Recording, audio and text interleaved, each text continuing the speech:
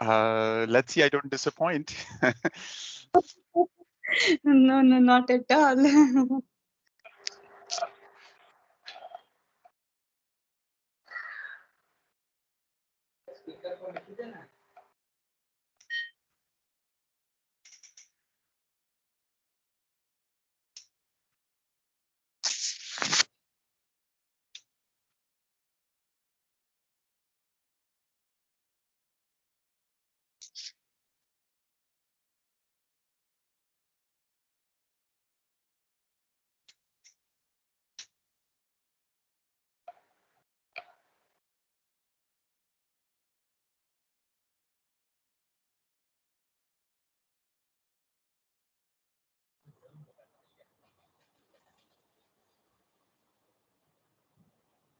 Shall we start, madam? I think so. It's what time? It's 6:58, right? Shall we Right. wait 2 minutes or should we start?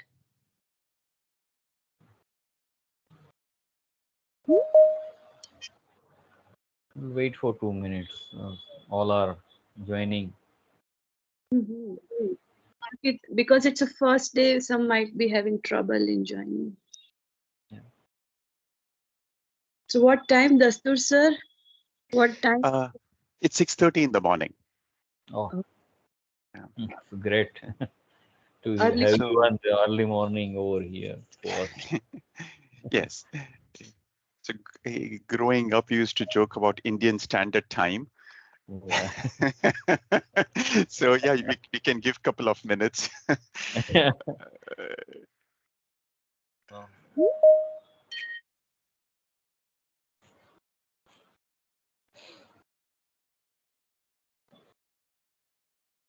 Just as an audio check, my audio is coming up clearly. Yes, sir. It's coming up clearly. Okay. Very much clear. And yeah.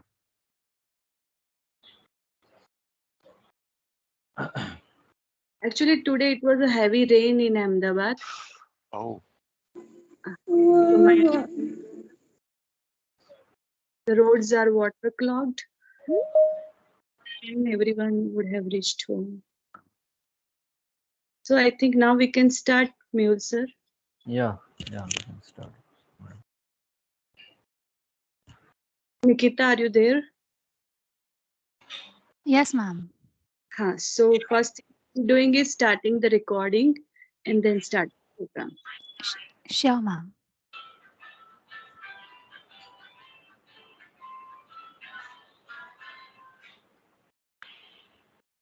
Um, ma'am, am I audible? Yeah. Yes. Okay. A very good evening to one and all present here. It gives me an immense pleasure to extend a warm welcome on behalf of IT Department of LD College of Engineering.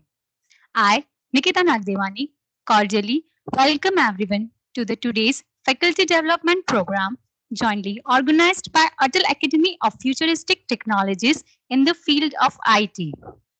LD College of Engineering is a AICTE approved premier engineering. The institute works on objective of imparting higher education in the various fields of engineering. We at IT department work on the vision to achieve excellence in engineering education. The department aims to impart the knowledge and expertise to students by focusing on overall development to meet present and future requirement of global IT industry where quality is a way of life.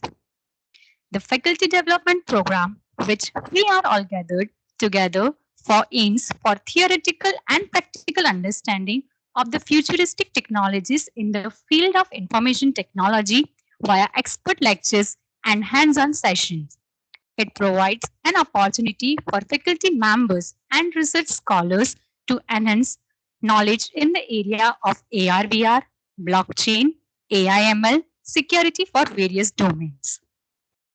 Now, without further ado, I would like to invite our Head of Department, Dr. Hiteshi Divanji ma'am, to welcome everyone. Over to you, ma'am. So good evening, all participants, and good evening to the expert. This is a very unique experience. This is the first time when we are starting our FDP program in the evening, right at 7 o'clock. When the day ends, we are starting the day of knowledge. So once again, a hearty welcome. And we have an expert all the way from California. So a special welcome to the guest. Not a guest, but our own alumni. એવું કહેવાય ને કે મેળામાં ખોવાઈ ગયા હતા અને હવે પાછા મળી ગયા છે. So alumni, he's our alumni from I think 97, 87 back. 89. Okay. And this program, FDP, when we thought of this program, I was thinking my classroom teaching, when I was teaching my operating system class and when I was talking about batch jobs and all about get TTY command to know that which terminal you are working with, my students were looking at me that what madam is talking about terminal and batch jobs. I think those days are gone really. I don't know actually, but students really don't know about those terminals because they have to work on their GUIs. I do remember my college days when when I graduated, there was a first computer with Windows machine. And then you know how the technology has evolved fast. So now we are in the new age technology, and that is why we have designed this program so that every one of us can pace up with the technology. Throughout these days, participants, you might sail through the topics. Sometimes it would be a deep dive into the topic, but I'm sure it would be a fruitful experience on both sides, experts as well as participants. So I would redefine this FDP as we are all here to be the tech mitras. So dear participants, I welcome you as Tech Mitras in the LD College of Engineering and hope that you will have a very nice experience on online mode and in the offline mode as well. So once again, hearty welcome and let's start the journey of the FDP. So that's all from my side. Thank you so much, ma'am. Moving further, I would like to invite our professor, Dr. Mehul Parikh sir, to give us brief introduction about today's faculty development program. Over to you, sir. Okay, thank you. Thank you, madam, and the sir for joining the our FDP program on the first day. I welcome all the participants on behalf of LD Engineering College and IT department for this FDP program, which is Futuristic Technology in Information and Technology. We are aiming for all the new technology, that machine learning, artificial intelligence, and AR, VR, right? Now, because all the students has to work on this area for their future job, and if we as a faculty, if we know all this technology, then we can give the knowledge to our student. And we tried our level best to get the expert from the industry. Almost all the experts are from the industry. We have arranged one day visit to the industry also, right? And you will see in offline mode, you will get some AR VR hardware also. And all the export are from the company which they are working on the AR VR, right? So not taking too much time of the sir, I'll again welcome all of you, and I hope that all of you will get good knowledge, and after 15 days you have enough stuff to deliver to your student. Thank you all. Thank you so much, sir. Now, let me introduce you all to our today's expert, Mr. Dinyar Dastu, sir. Sir has been working in hardware and software technologies for 32 years managing product portfolios in areas of industrial automation, networking, aerospace, AI ML, and high performance compute. He has spent 10 years in engineering roles, 12 years in product manager, and 10 years in customer facing roles.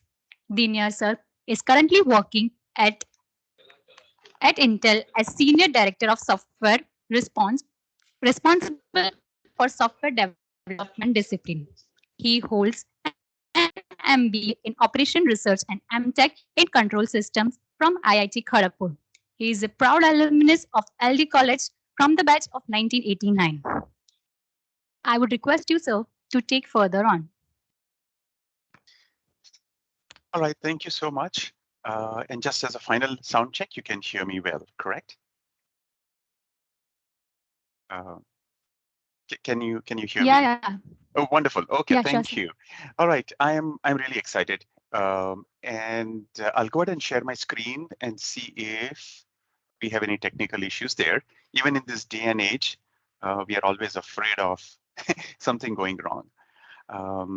So again, just as a check, you can see my screen. Yeah, it's visible, sir. Wonderful. All right, thank you. All right, so hey, I'm very proud to come back and address this audience. My topic is going to be about high performance compute. I'll talk about something about the current state where it is in and where it would be going. As a part of my role in Intel, I'm fairly associated with this field. So I picked up this field so that we can have discussion. This is really something that is coming up big time in future as well. So I do want to dwell on it. I'll tell you one thing to start with. I don't have material for 2.5 hours. I have deliberately kept topics at a level where we can have discussion. Because I can dump a lot of tables and a lot of information, but if it is not understood, it's useless, right? So I will encourage that throughout this journey that we have for 2.5 hours that we are together, it's a conversation. I want you folks to ask me questions, express your elements. If there are debate or there is discussion, happy to go in that direction. Okay, so don't expect too much deep technical things. I want you to bring it up in discussion. For me, chat is fine. Speaking up is best. So if you can unmute your line and speak up and ask questions is fine. So with that, let me just go over a few just elements of this talk. Okay? So like I said, ask questions as we go along. Debates, discussions are very welcome. Please don't feel shy. We are all, and you should not be shy. You are educators. You do God's work. And any language is fine with me. At least I speak 3, English, Gujarati, and Hindi. So if you feel comfortable in one or the other, language should not be a barrier for knowledge. So feel free to go in that direction. All right. This is what I'm planning. And I'm going to talk more and less of PowerPoint. So just be aware of that. What I want to talk about today is give a context of what this field is, this high performance compute field.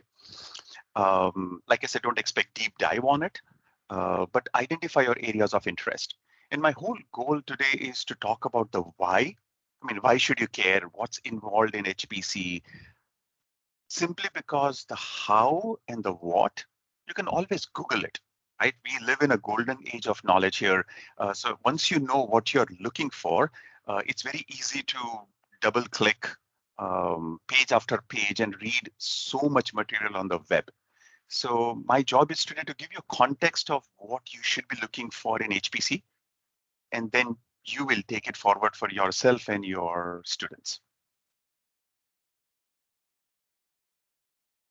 All right. And then my final point is about just the information that I have in the slides.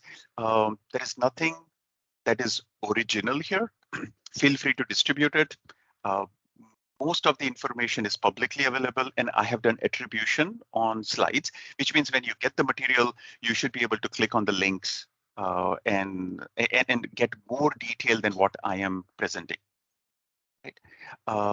And then I do have, I don't know the laws in India, but I just want to be sure that if you're going to distribute this within your organization, just check with your organization whether it's okay to distribute things publicly. From my side, you don't need any permission. It's free for you to use it.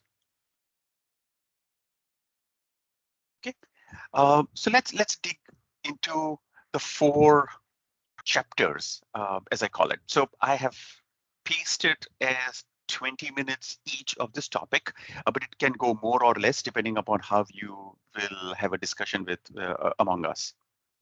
Okay.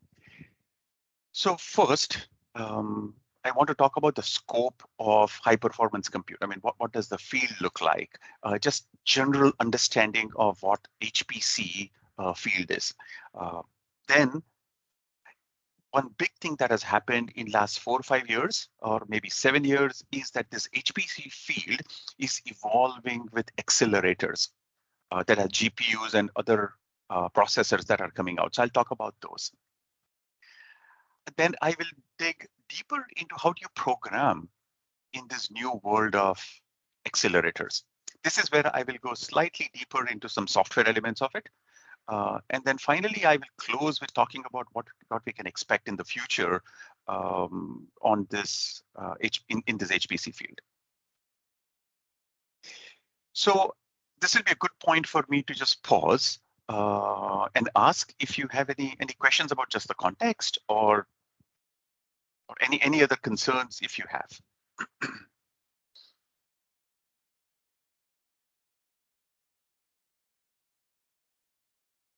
All right, I will go ahead and please raise your hands in Teams or just interrupt me and unmute yourself and speak.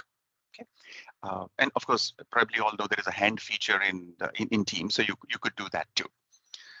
So let's talk about the scope of high performance compute. Right? I mean, what is this field is all about?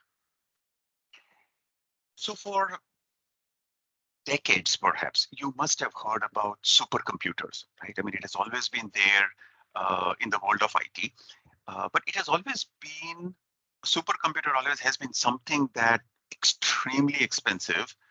It is like 1 or 2 supercomputers in a country of course of India size, right? And maybe there are like 15 in US and so on. So supercomputers were always treated as something that is very expensive, very large. You require special skills to program, and they solve very complex problems. That's how the world has evolved from a supercomputing element of it. So when supercomputers were developed and designed, they were meant for high performance compute. They were meant to do very complex calculations. And here is where I am now contrasting that as world moves on, and even today, that supercomputer that we thought was lying in some lab in 1 or 2 in the country, now it is being democratized, which means you as individual or a smaller entity can avail of the supercomputing facilities. And they are available through normal cloud providers, meaning Google, Amazon. For a fraction of a money, you can rent high performance compute capabilities. So that's why it is very relevant to talk about. It's very relevant to talk to your students that this is now on in our hands. So how do you define this high performance compute? So typically, high performance compute tries to solve problems which are very complex and in multiple fields. So these are fields outside of IT, right? So the IT becomes an infrastructure to drive these applications. So for example, astrophysics, right? That's a big area where you get tons of data that comes in, and then you process it through whatever algorithms that you have to figure out the motion of the galaxies, to figure out what a black hole would look like, and so on. So a lot of processing has to be done. If you use your normal laptop, for example, and try to do those processing, it might take you years to do it or months to do something like that. So high performance compute focuses on how do you get this very complex calculations done in the time frame that you need. So that is the key for HPC. So it doesn't mean that you just have like 1,000 laptops doing the same work. It has got lots of concepts of how algorithms are written so that you can have high performance compute in the time frame that you want. There are other fields like generics and bioinformatics. There is, of course, the molecular dynamics.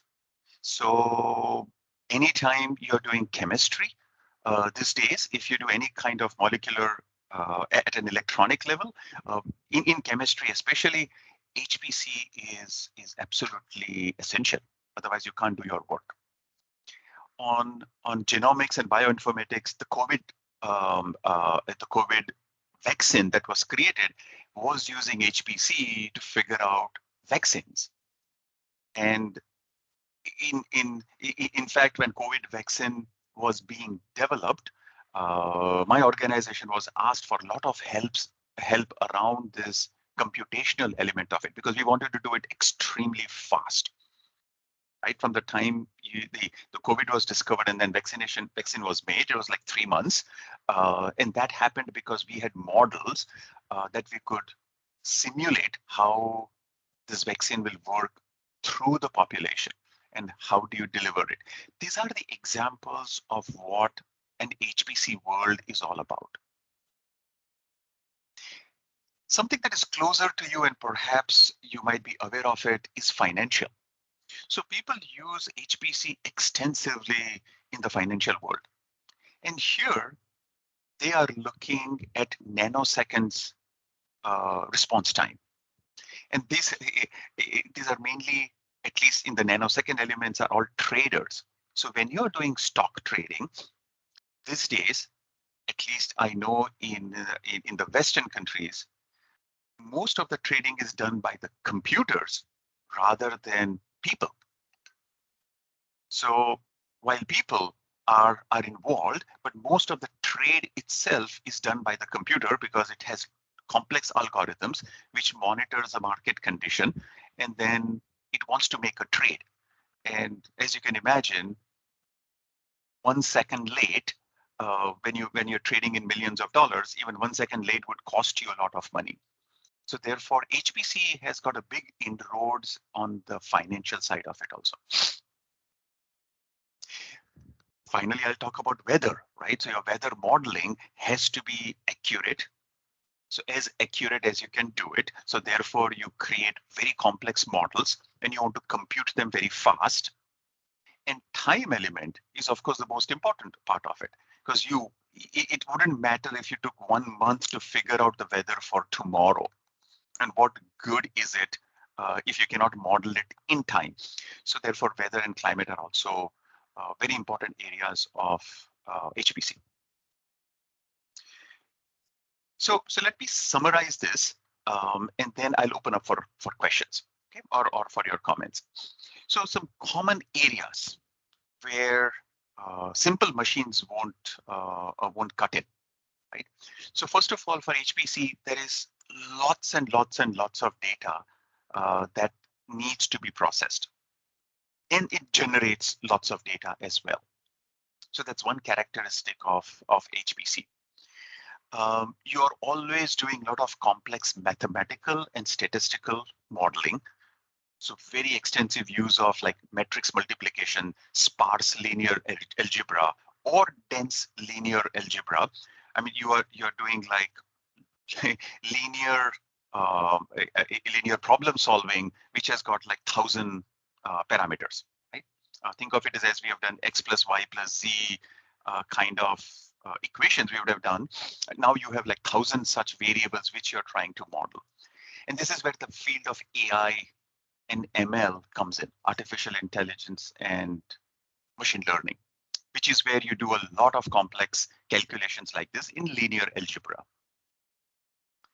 I spoke about the extensive simulation is also one characteristic of HPC. And one thing that I do want to bring out here is that the utilization of HPC is typically by non-IT folks. These are engineers, these are weather scientists, these are astrophysics, or even doctors, right, who do like vaccine development. You cannot give them some complex program or ask them to say, oh, this is very easy, just program this and you will get your results. These are scientists by definition. They are not programmers per se, though they do have some element of programming. So the key about HPC is that the person who is going to extract value out of HPC has to be provided with very simple concepts, very simple tools. It could be GUI led, or it could be even simple command line led, but these scientists have to be abstracted from all the complexities of the machines itself, the machine, the software, all of that will be overwhelming to the scientists. And then finally, there is one element is cost of compute, right? So it's all about money at the end of the day for everyone in the world, right? So you have to figure out, I'm spending all this time, I'm spending all this energy, what am I getting out of it? And therefore, there are some applications which are important, but it's very difficult to spend a lot of money on it. So as the cost of HPC comes down, what will end up happening is that normal people, and I said normal is in you and me, we should be able to access these resources. And we should be able to think of problems that we have not been solving, but we can because now HPC is available to us. So throughout this talk, I will keep on referring to this cost element because this is where I see the future going also, that as cost of compute comes down, new applications should come up. I mean, our generation, the next generation should think of it saying, oh, if I had this compute facility, what problems do I need to solve? So with that, I'll just pause if there are any questions. And also, this is my first section, so I'm asking if the pace is correct. Do you want me to slow down, speed up? Any comments around this? From my side, the pace is fine, and I have one query also. You said that once the HPC comes, we should think about the application. But as a faculty, we have a reverse way. When the resources come, we start thinking about the applications. So now you have to tell us that when we are doing some research or something, what kind of machines we should target for the academic purposes. I mean, for academic research. Yes, that's a great point, Dr. Devanji. The issue that happens from an academia perspective is that you have a different mission. You have this complex mission of teaching a large group of people, and at the same time, you want to do something solid and something achievable, so you can get funding for it, right? So it's that if you just depend on funding from a source, maybe government or somebody, you may not be able to achieve that. So I would suggest that as time passes, more and more cloud-centric resources will be available. So as a faculty, you should think of a hybrid mix. And you should always be thinking about hybrid mixing. You'll have some things that are local. So you teach folks the basics on a local machine, but if you really wanted to either teach them or do research on a complex problem, then try to avail of the cloud services, which in a with a smaller fraction of a cost, you should be able to get a lot of benefit out of it. I know today that Amazon Cloud is not cheap. Okay, I mean, it's in terms of how the dollar exchange rate also works. It doesn't come out cheap, but for what you would have to invest in capital, it's a fraction of a cost. Mm-hmm. And in time. So today, if you feel saying, hey, I think I need a very complex HPC system, it'll take maybe a year to fund it, get permissions and all that. Maybe for a fraction of a cost, you can get it for 1 hour and try it out. And you can go by the hourly rate. That's what I would suggest. Okay.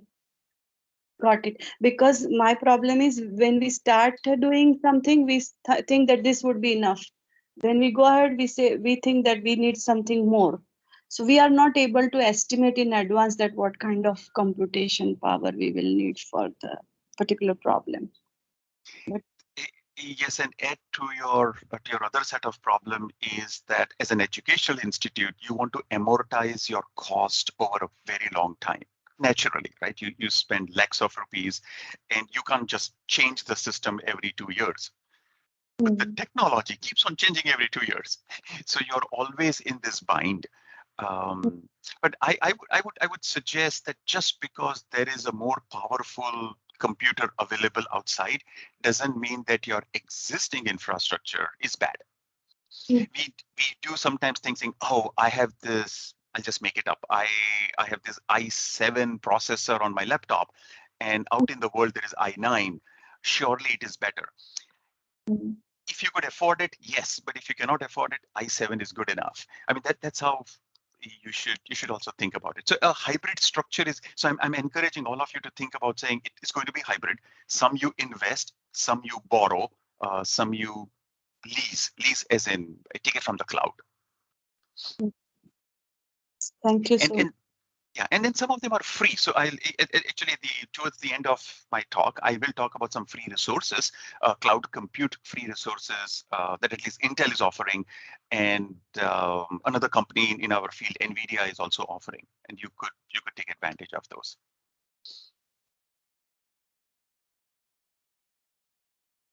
So Yeah, So let's talk about the workloads.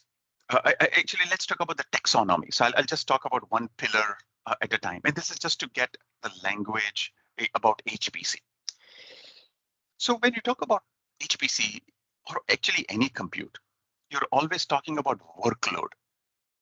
And a workload is essentially, what do you want to achieve, right? So you start with saying, here is a problem I'm trying to solve. And to solve a problem, I'm going to create a workload, which means I'm going to write an algorithm. I have some complex equations to solve, and so on. So there are different types of workloads. And depending upon that, they may fit well with your existing hardware or with your existing algorithms. So from a taxonomy standpoint, there are some workloads which are compute bound, which means that your algorithms or your workloads are very much dependent on the processor processing your algorithms quick enough. So these are called compute bound. So majority of your work is compute. Therefore, if you increase the clock speed, for example, you will get better speed, right? So your algorithm will go faster. So those are called compute bound algorithms. There are some algorithms which are very memory bound algorithms. So this happens when you have a lot of large data to be processed. So the data, first of all, has to be brought from a storage system into your memory. And then the CPU or the compute machine has to access that memory. The speed of accessing that memory is your upper bound, right? So if every memory that you are accessing is in a few nanoseconds, that's the limit at which your algorithm will run. So your processor may be much faster. It can go way faster, but it cannot because it is limited by the bandwidth of the memory itself. I mean, how fast you can acquire memory, I mean, data from memory, or how you can write to the memory. So in those cases, again, when you're thinking about your algorithm, you are thinking, oh, my CPU is idle.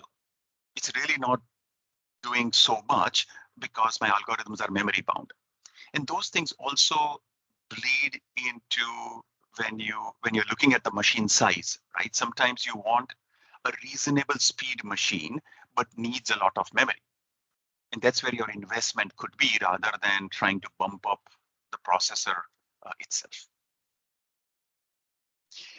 A third type of algorithms or workloads are very data and communication bound, which means that your data is so large and it comes from so many different sources that you have to bring them together and you have to write them together. So if memory was very close to the CPU, the data is where the storage is, and therefore you have to think of algorithms to, or how do you optimize just the bandwidth of where you are getting your data from. And then the last type of workload is IO bound. This is input output bound. So think of it as if you are a self-driving car and your HPC, and it's basically an HPC, a self-driving car is doing high performance compute. I mean, every maybe 30 or 40 times in a second, it has to make a decision on what to do. So it takes a lot of inputs from LiDARs, from lasers, from cameras, and all the sensors in the car. And then it has to make decision and then put the output to your brakes, to your steering, to your accelerator, and so on. So IO-bound HPC algorithms have a different kind of challenge, right? I mean, how fast can you take this input in real time and then react in real time? Because as you can imagine, if you didn't do that in a reliable fashion, okay, the car will crash, people will die. So a different kind of challenge. So if these are the type of workloads, let's talk about just configurations. I mean, how are this HPC configurations coming along? Like I mentioned in the beginning, for decades, HPC was always in a supercomputing lab, and either the government will sponsor, 99% government will sponsor because it requires so much money that you would have set up a whole building with lots of computers on it. These days, it's way cheaper, right? Because we have moved ahead in time. Processors have become more powerful. In fact, the cell phones that you carry in your pocket has got more power than the supercomputers when I was growing up. So that's how it is. So it is expected that not just government, but lots of companies would be doing HPC on their own. So therefore, there are three types of configurations. There are what we call on-prem. That's the industry lingo that people use, but essentially it says on-premise. So you set up your set of systems where your work is. So in your own boundaries or in your own building. Then you have the cloud providers. So this configuration is where you're only talking to a cloud. You don't care where the hardware is, you just talk to it. And very lately, a lot of hybrid configurations are coming up, which means you do something on-prem. So you have some set of machines in your premises, which also talks to the cloud. And depending upon the cost on either side, you can optimize. Right? So let's say time of the day.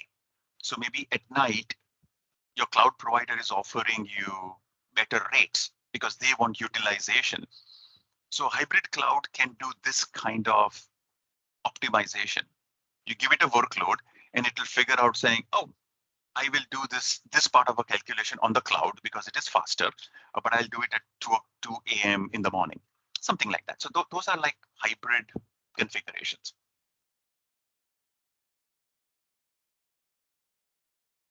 Let's move to the type of computes. And by computes, I mean compute element. These are physical processes. So one type of computation is what we call as a homogeneous compute, which means you have, in the most common case, you have CPUs, as we call them, right? So the CPUs are all put together, and then you do computation across the CPUs. It's homogeneous. The same program runs across all the compute machines. Or you have accelerators. So now the new way of computing is that you don't not only have a CPU, but you have a GPU, for example, or you have an FPGA. So there are lots of types of accelerators now coming in the marketplace. So now you have something called heterogeneous compute. You write a workload, and then you decide what part of your workload is going to run on a CPU and what part of workload is going to run on a GPU or a FPGA and so on. And later in my talk, I'm going to zoom into this heterogeneous compute a lot because that is where the future is going. There is also called parallel or distributed compute. So parallel compute is you take your task and break it up into small pieces, and then you distribute it. You distribute it across this number of cores in your machine, many CPUs, or you distribute it across nodes in your configuration. You may have 1,000 node cluster. Those are the words that people use. 1,000 nodes, and there are 1,000 machines in one place, and you may want to break up your task and distribute it across 1,000 nodes. And then finally, one concept you should know as you're thinking about these workloads are that some workloads are very tightly coupled, which means that the tasks that you break down, you take a task and then you break it down in 1,000 pieces, they all are very tightly coupled, which means they have to move together. If one subtask takes a longer time, then everyone has to wait, right? If there are, let's say I take a task, divide it into 1,000 pieces, and then ask 1,000 computers to work on it. But if one computer slows down, then everybody has to wait. Those kind of algorithms are called tightly coupled. And then there are loosely coupled algorithms where synchronization between tasks is not that important. Okay, so I was talking about the IO bound examples earlier, where you are having an autonomous driving machine. That's an example of tightly coupled algorithms. They all have to work together to do this. If you're doing genomics, for example, you are trying to find out a cure for a particular disease, those kind of elements, you could make it as loosely coupled. So you can farm out your tasks on slower machines and faster machines, and then they can come together. They are loosely coupled. So again, I'll just pause and ask if there are any questions about this, or if there are other taxonomies that I'm not talking about and you want to know about it.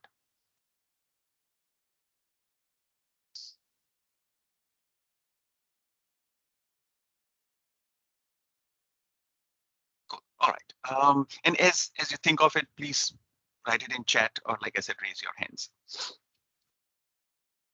So let's talk about just typical taxonomy around the HPC itself.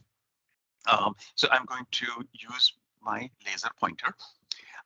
So typically from a taxonomy standpoint, a typical HPC configuration has got a node, and these are called compute nodes. Typically, you define a node as something that is running one operating system. I'm generally generalizing it, but good enough, right? So every machine that you see in this diagram has an independent operating system. And as you design your nodes, there are some nodes which are specialized, which means some nodes may have many GPUs built into it. Or there are some nodes which have been made as fat nodes. And when they say fat nodes, which means maybe it has got like 10 terabytes of memory. So your rest of your nodes may be only, let's say, 500 GB, while the fat node is designed for a very high amount of memory. So it's a very specialized node that you put on the in your configuration. And then finally, you do have some kind of an attached storage, because you do want your data to be stored in a central location, because you don't want to store your data on individual compute nodes, because they are virtual in the sense when you're programming, you don't know on what node your algorithm will be running on. So that brings to this concept in an HPC, typically, I'm saying typically, there is always a login node. So on your machine, typically, if you have your laptop, you'll write your algorithm and you will run it. You are in control. You know when it is running on your machine. HPC is by definition so expensive that you typically have hundreds or thousands of people using it. Otherwise, you cannot amortize the cost, right? It becomes too expensive. So therefore, you need a login node where you submit your work. And then by some scheduling algorithm, your work will be scheduled to run. That's the taxonomy part of it.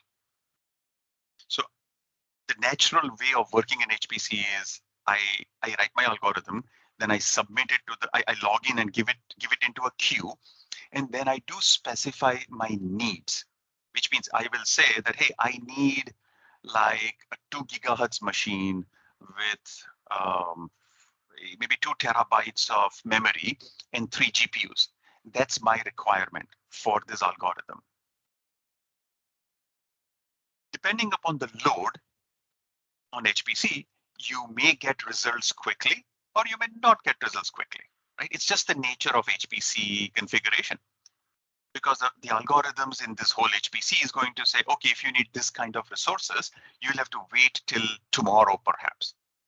Okay, or who you are. If it's a high priority work, then we will schedule now. Otherwise, we'll schedule it later on. Now, remember, all of this is done through algorithms. All of the scheduling, optimization, decision making. There is no one person clicking buttons and saying, I give you priority or don't give you priority. But that's the nature of HPC, which means the job for the administrator is to make efficient use of your infrastructure, which means at any given time, all of your nodes are working and producing something. It's like a hotel and its occupancy rate. I mean, how much of your hotel rooms you are constantly able to fill, therefore you make profit out of it. That's the concept that gets applied in HPC. So a different mindset in how you work with HPC.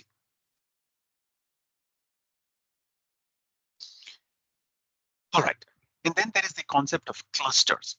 So while when you put all the nodes together, it's called one cluster, you may have multiple clusters in the same premise or outside your premise.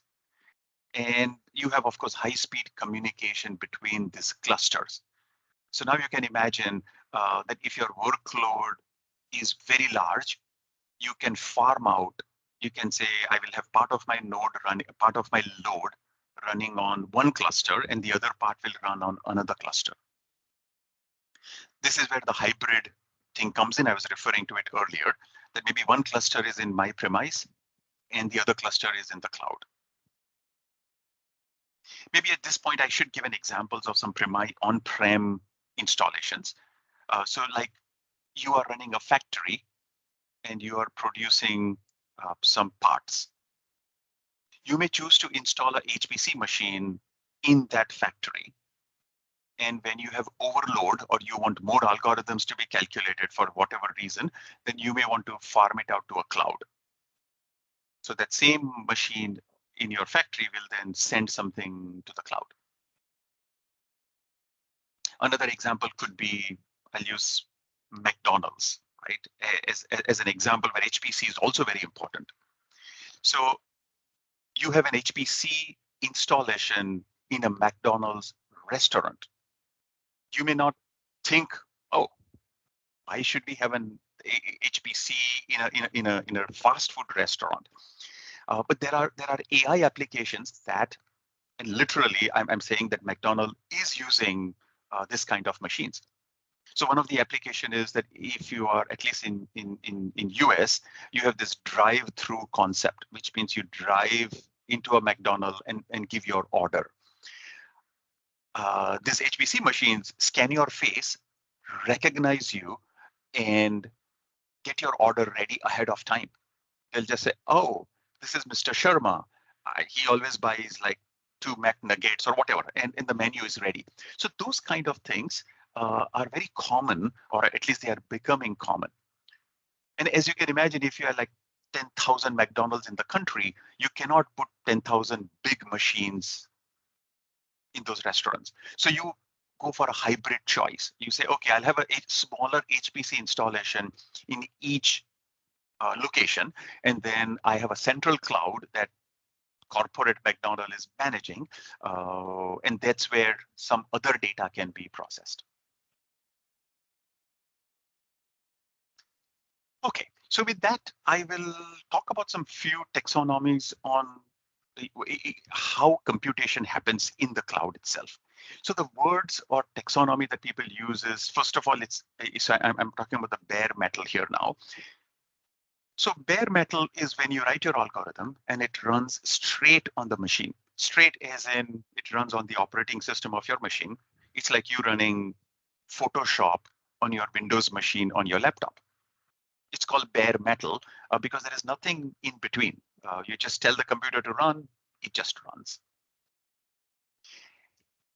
The next concept of compute unit is called virtual machines. And I'm sure this probably you know very well. These are type of technologies which divide up your machine into multiple smaller virtual machines. So even my laptop can run like 4 virtual machines. So they are exactly like 4 machines running 4 different operating systems, and the processor is divided up. That's very common these days, that you always have a virtual machine. So for example, I have a Windows laptop. This is literally my laptop. I have Windows laptop. I also have Linux on my laptop. And I run a virtual machine to run Linux. Then there is something called containers. This also has picked up a lot in last 5-7 years, and I'm presuming some of you know probably very well. So these containers are like virtual machines, but they are lightweight. They don't run the whole operating system. They run a partial operating system, and yet they are very nimble. They are very small. So on my laptop, perhaps I can run 2 or 3 virtual machines before I run out of my memory. But I can run 100 containers easily because they are very lightweight. Proceeding further, again, this is another 4 or 5 years, serverless computing has come up. Now, it doesn't mean that there is no server. To a user, you really don't care where things run, on what operating system it runs. You just say, here is my algorithm, here is my function actually. Yeah, it's like, this is my algorithm. Just go and run wherever you feel is the best way to run it. So those are called serverless computing. So the provider of HPC or the cloud decides where to run, how to run, and so on. You just bother about submitting your algorithm. So that's another concept. And then there is something that is coming up now and in future is what we call scalable computing, which means when you add more nodes to your cluster, your just compute power should scale. It should be designed in such a way that your older machines can stay and you bring in newer machines and you're able to work with both the older machines and the newer machines seamlessly. So you scale.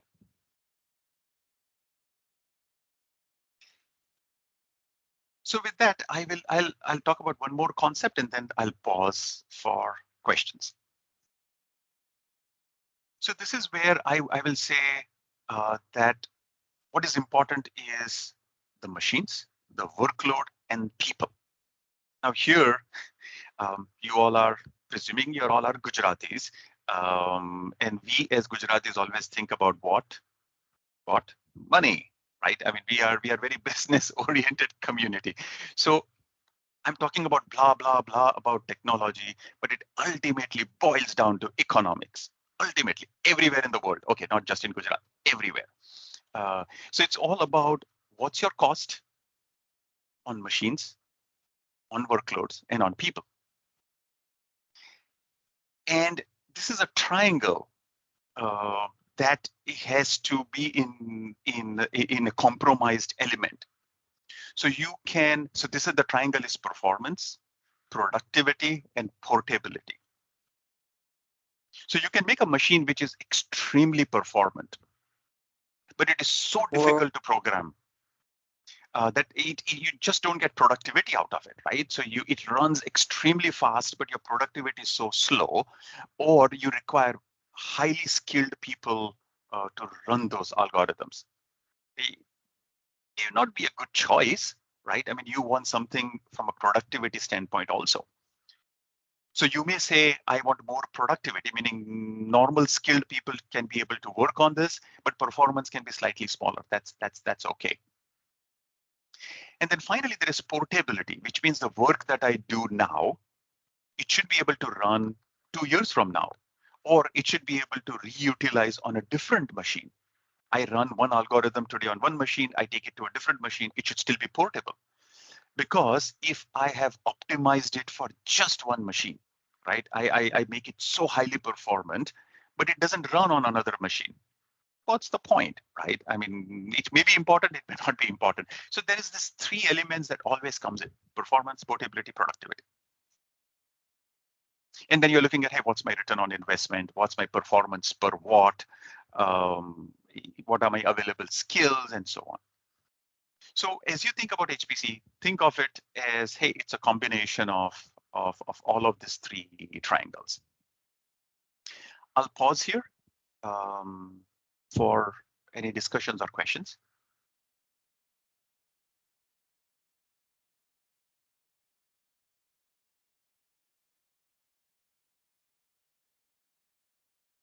Yes, so I have a question from Professor Devanji that how can we measure the algorithm performance on different platforms when we do not know the underlying environment in serverless computing?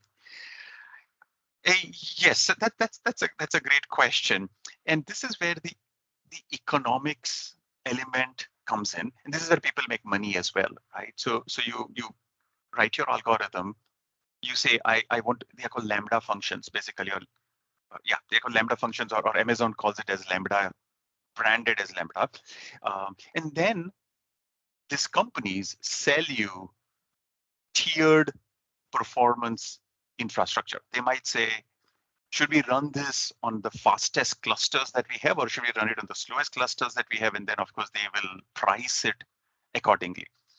So your question is, how do we measure? It's very difficult, especially when you do it in the cloud. You don't control all the elements of when it is running, how it is running. So I would say, run your algorithm, measure your performance, and look at the parameters. I mean, did you get a 4-core machine or did you get an 8-core machine? Was the memory that you had asked for is like 5 gigabytes, or it is 50 gigabytes, and so on? So your question is very important, Professor, that algorithm performance is not just dependent on the algorithm itself, it is dependent on what resources are available to you at that moment in time. And that's the characteristic of HPC also. It varies. If you run in the evening, maybe you have more resources available, and in the morning you may not have. So yes, and therefore, as a scientist, you first figure out saying, is my algorithm optimized for the machines that I have, and then run it at the right time. But there is no one answer to this other than running it and measuring under what circumstances it is running.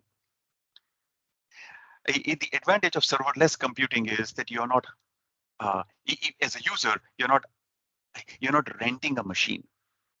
So on Amazon, for example, you rent a machine for 1 hour, 10 minutes, and that's how their pricing model works. In serverless computing, you're not renting a whole machine. You're just saying, this is my function, just go and run it. So that's the economic element of it.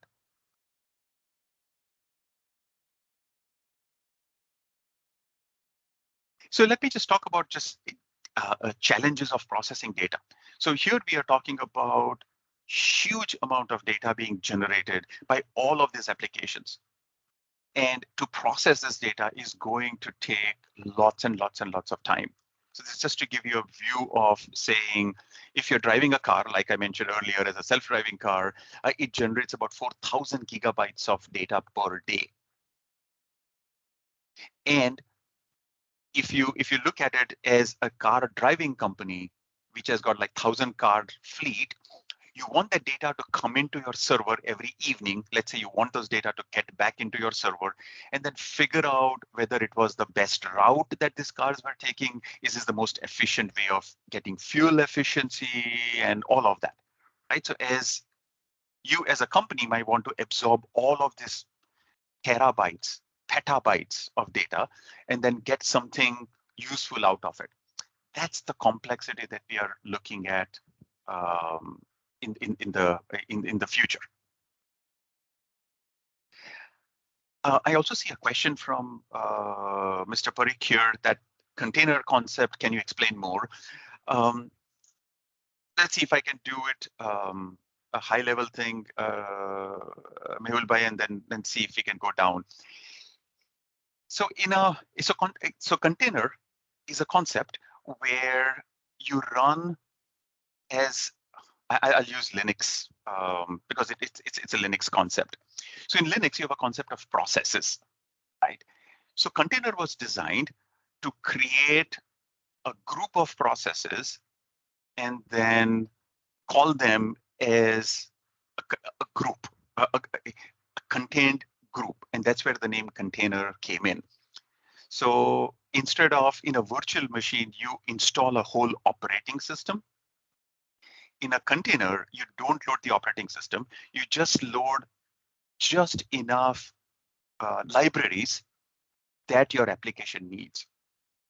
So if you require, let's say, a glibc library, then a container should contain the glibc library and nothing else. Shouldn't have anything about Python, for example, because you don't need that. And it doesn't have all the bells and whistles that you have in a virtual machine. So therefore, containers are typically smaller, lightweight variety, like I said, and it always runs the same operating system or runs within the operating system. So you cannot run a Windows container on a Linux machine or vice versa. It's always, there's a container and it inherits the operating system that's running. I hope that's that's clear. Okay, so the other question from Bakul Bhai is, container is a type of para virtualization? Technically, no. So para virtualization is an extension of a virtual machine, and therefore I would say, technically speaking, container is not a para virtualization. It does give you virtualization, definitely. To your application is virtualized.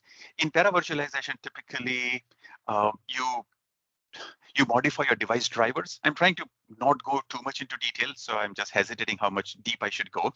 But in containers, you don't have concept of device drivers because the device drivers are in the operating system itself. The containers just makes use of it.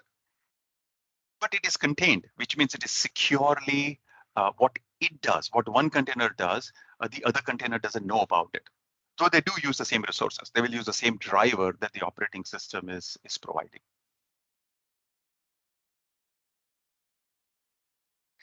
The Khushbu is asking how to choose compute platforms for research purposes and unknown workload requirements. Yes, so it is something that you will have to try out different platforms and see what kind of freeness they have. I mean, everybody is trying to make money, so they'll give you some portion of it free, and then they will try to charge you more for other workloads. So I don't have a good answer, Khushbu. It is, you'll have to just do research. Maybe as academics, you can have your students take on each free platform and try things out. That itself will be very educational, and you'll be able to develop that knowledge base within your community to say, hey, Amazon gives me this much free. Amazon is never free, sorry, but let's say Intel gives me this free, or NVIDIA gives me that free, and therefore what works for me. I'm sorry, I don't have a good answer to that other than you'll have to take trials.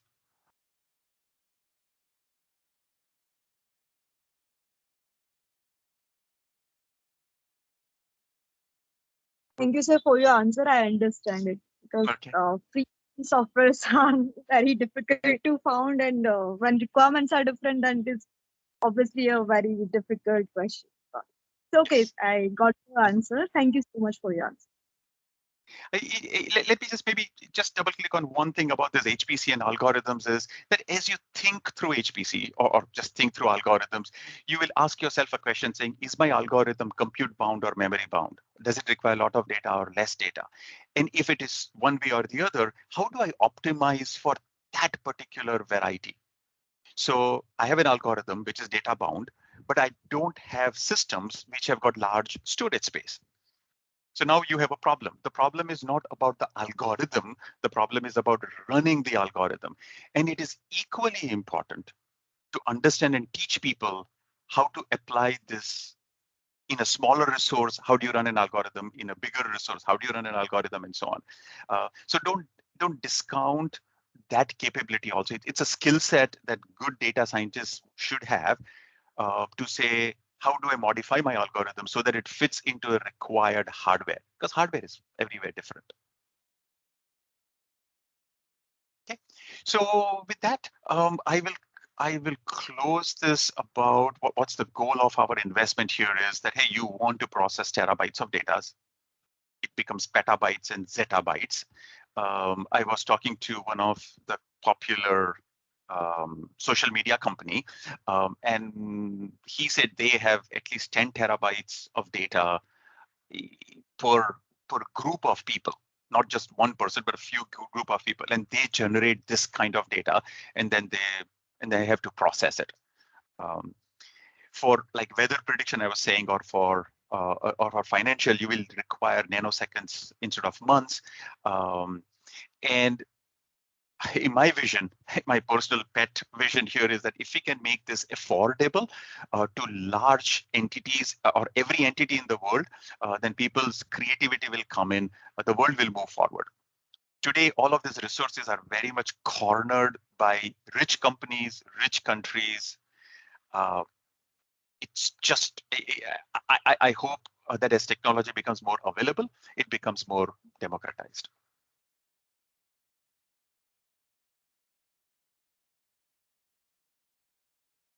All right. So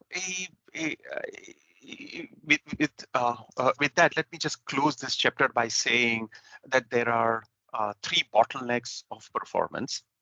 So on the CPU side, you can keep on adding cores, and it may not go anywhere. I mean, at some point you'll reach a limit. You can push your clock frequency, but you will reach power and the heat that it generates. So there is a limit to how much frequency you can go to. And then CPUs do have specialized instructions. So they can do matrix multiplication with just one clock cycle, but there is a limit to it. I mean, like 8 by 8 matrix or 10 by 10 matrix and so on. So those are limits like this. On memory side, you have limits to the largest capacity, the latency, how quickly you can get memory. You can talk about how memory can go from L1 cache to L2 cache and so on. And then, of course, on the storage side, it'll never be enough, right? How do you distribute your data? So I'm saying all this is that as you think through HPC, there are lots of challenges that the world has to resolve, and technology will evolve in each direction. I mean, first, CPUs are becoming more faster, memory is becoming more quicker, the storage is also becoming faster, and so on. But these are the bottlenecks of performance.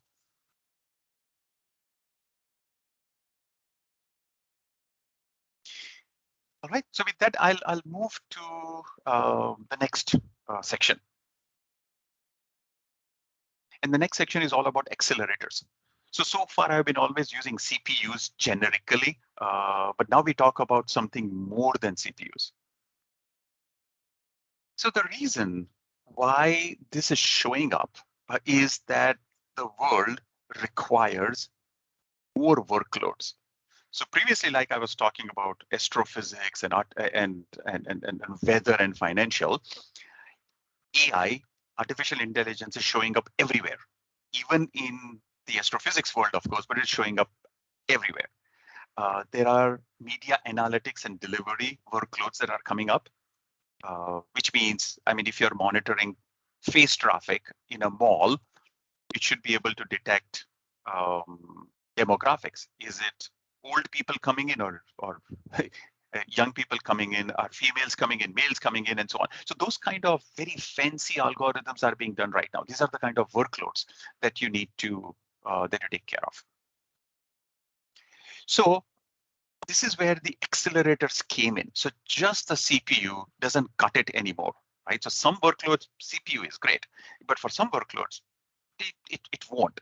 So let's talk about these workloads. And then there is a recognition that depending upon the type of workload, it should be running on a specialized hardware. So let's go with something called a scalar computing. So scalar computing is general purpose computing, very flexible. You can write your programs in whatever way you want, and the computer will just follow. Right? In practical terms, you write a for loop and an if loop and a while loop and so on. And however you write your program, it will just follow that. So you can do anything that you want with a CPU. But that doesn't mean that everything that you want to do is performant, because it's very sequential. That's why it is scalar.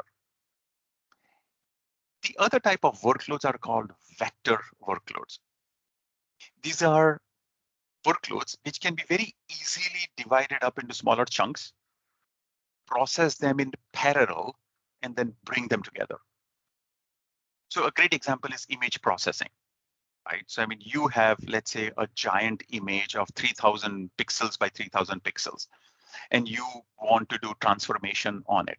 Okay, I mean, you want to do, let's say, auto contrast on it. I mean, you see this in your cell phones happening all the time. If you did it in a traditional manner with a general purpose computing, you will first take a 4x4 grid starting from the top left, then go to the next grid, then to the next grid, and so on. You're like sequentially going small image by image and then trying to process it. In a vector processing, you take your large image, break it up into 500 pieces, smaller chunks, and then push it into a GPU. And a GPU has got 500 cores. They are very small cores. They're designed to do one thing very quickly, but in parallel. So now, with your 500 cores working at the same time, your image processing happens in milliseconds rather than in minutes. I mean, that's the power of GPU. Most of your laptops today and your cell phones, they have GPU inside, and they already take advantage of that. You may not be knowing about this, but in fact, in your settings, it'll ask you saying, do you want GPU acceleration? Which means this is what they do. They use GPU to do computing also.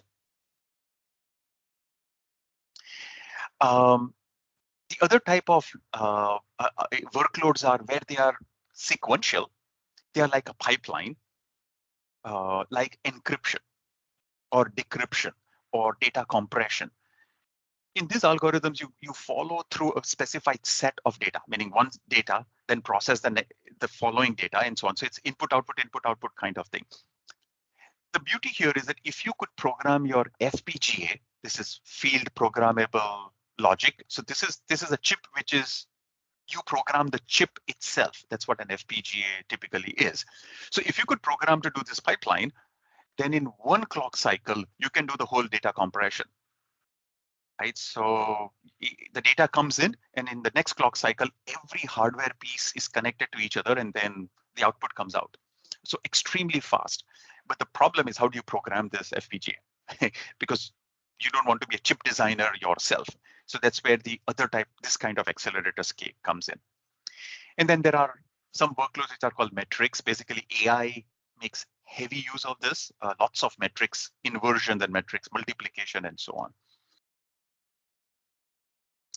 So Sheetal is asking a question, do we have to program for each core for HPC? Yes and no. So I say yes, because technically that's what happens. No, as in you shouldn't be so bothered about programming each core. I mean, you should be abstracted because you are a data scientist.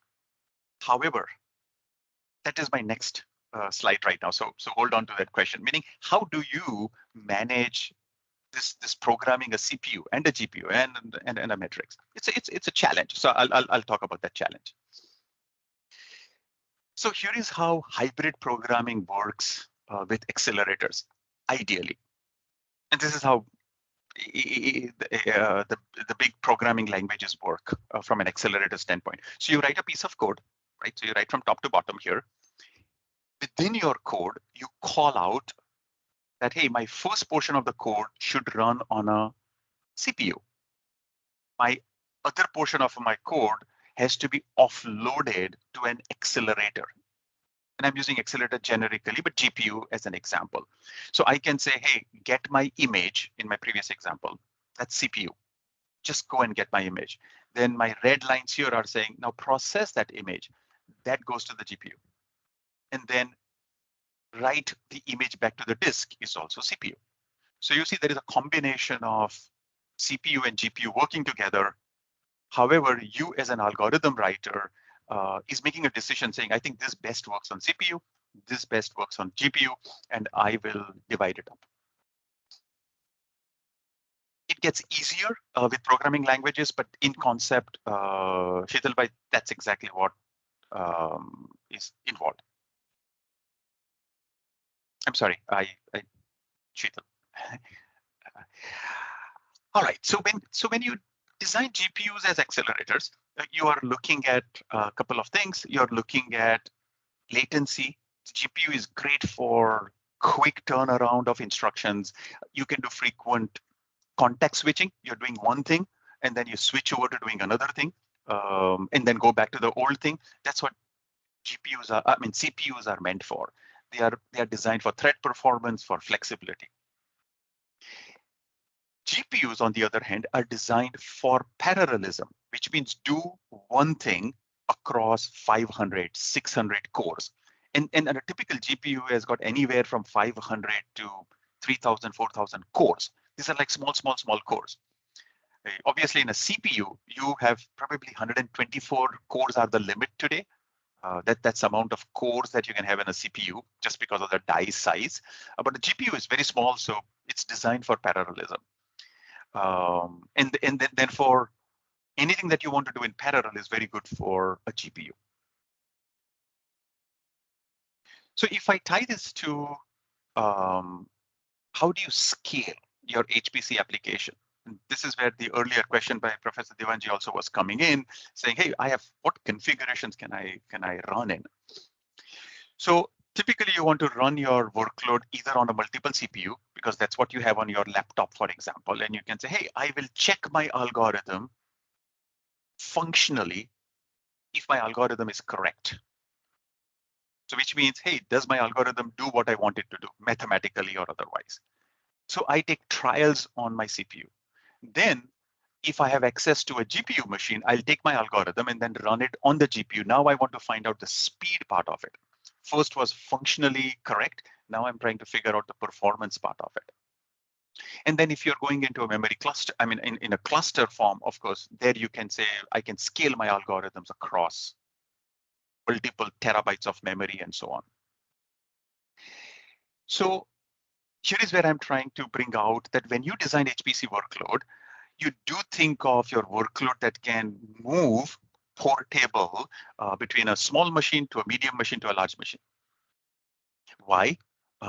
Because that may be your workflow of development. You don't want to rent a very large machine just to try whether your algorithm is producing results or not, right? You may have bugs inside and you don't want to run it on an expensive machine. So you write a code that can very easily switch between configurations, that very easily switches even between CPUs and accelerators. So your algorithm could run on a GPU faster, but it should run on a CPU also when you don't have a GPU available.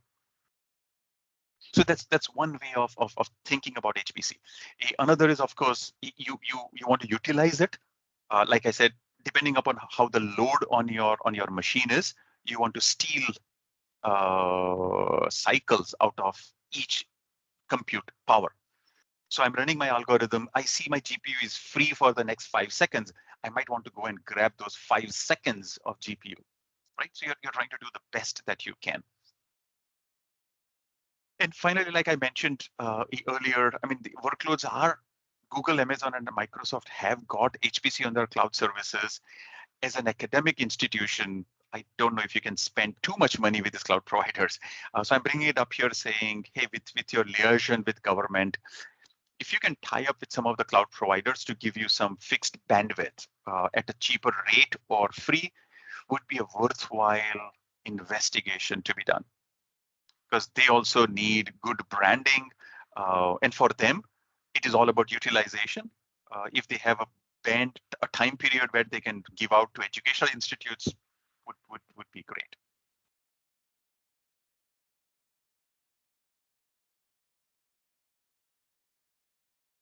All right, so any questions about this before I move to the next chapter, where we'll go, how do you program this accelerators? And this is where we'll go a little bit deeper.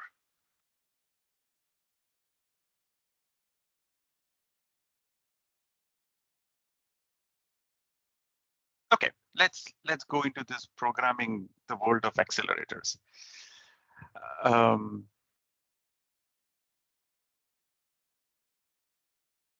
All right, so I showed this diagram earlier, right? So you have different kinds of workloads. So you can program these workloads in its own different ways. So a GPU from one company will offer you one language.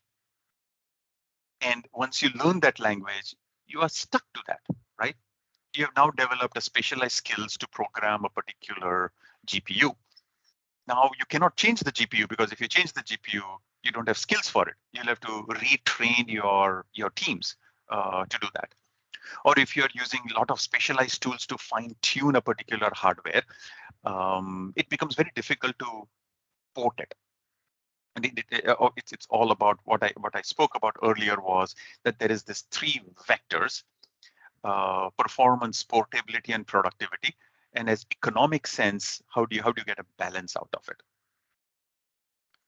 So up till recently, this HPC world was facing this issue.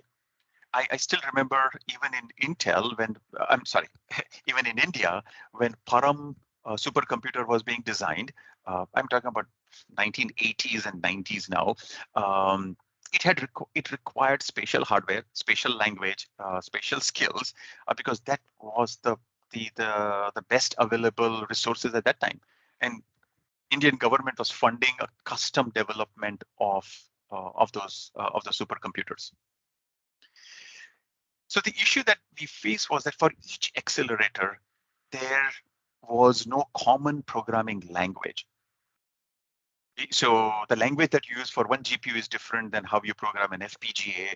Like FPGA uses System C, NVIDIA GPU uses CUDA, and then there are some RISC accelerators coming along. They use their own language and so on. So it becomes very difficult to write a single program that can run across all the accelerators. And then every time you make a decision of using an accelerator, you have to invest time in learning and modifying your algorithm. So that's the problem statement. What you ideally want is that if you had a common set of languages and libraries, I mean, I'm programming in C, I don't care where it runs. It should run on a CPU or a GPU. How beautiful would that be, right? And then build on these libraries, you can have your middleware and framework. So folks who are working in AI ML, by frameworks, I mean TensorFlow, PyTorch, these AI frameworks that are available right now.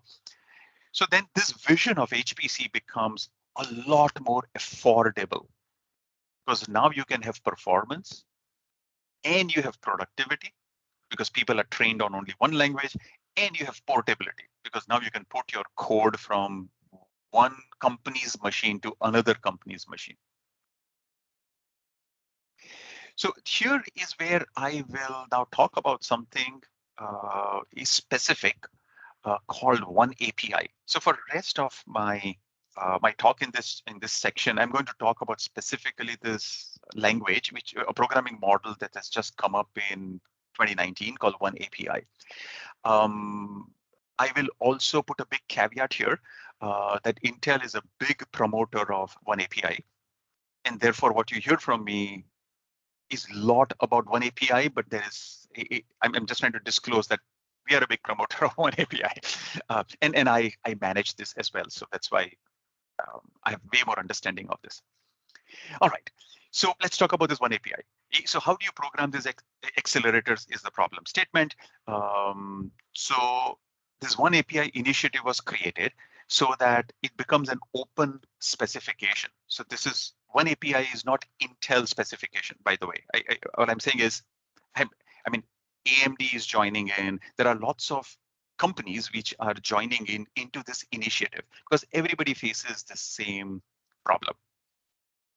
So first, I would say it's an industry standard, open specification.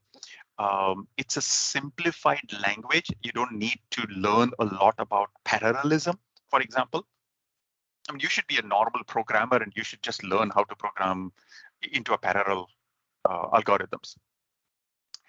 It also fulfills, like I said, this balance of performance, productivity, and portability. And then it should be interoperable with all the existing HPC programming languages. These languages are like Julia, OpenMP, APIs, or OpenMPI libraries, and so on. There are lots of HPC programming models available today. I will contrast here that specifically for NVIDIA GPUs, they have a similar language called CUDA. So if you have heard about CUDA, one API is an alternative to CUDA.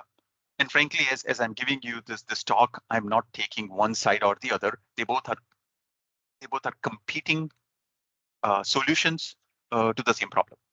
So take it at that.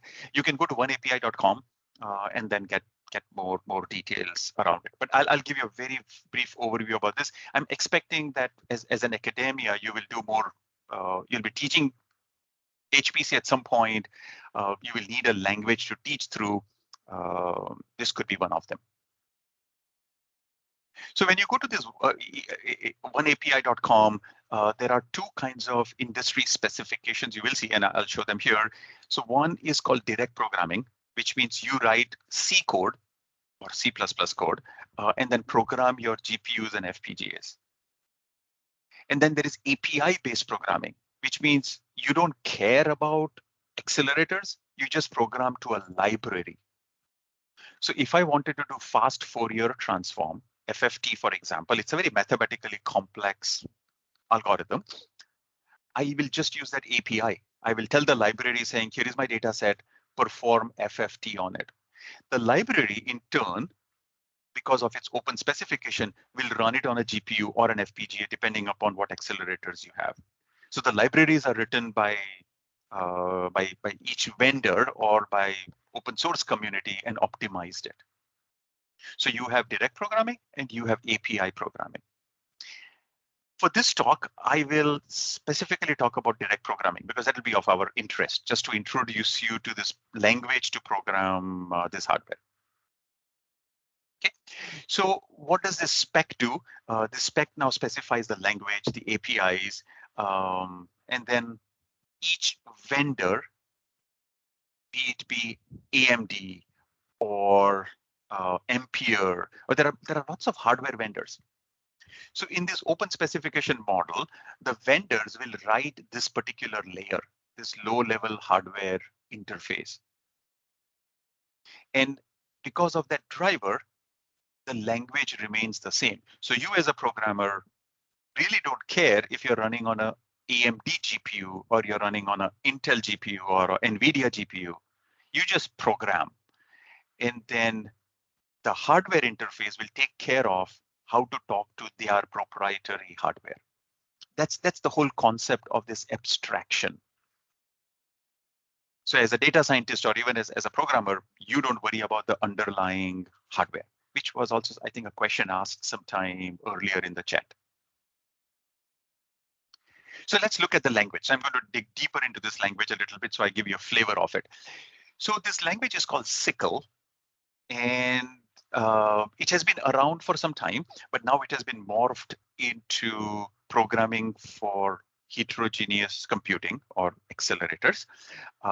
You can Google SYCL, it's pronounced as SYCL. And there is an open source group or an open standards group called Chronos that you see here.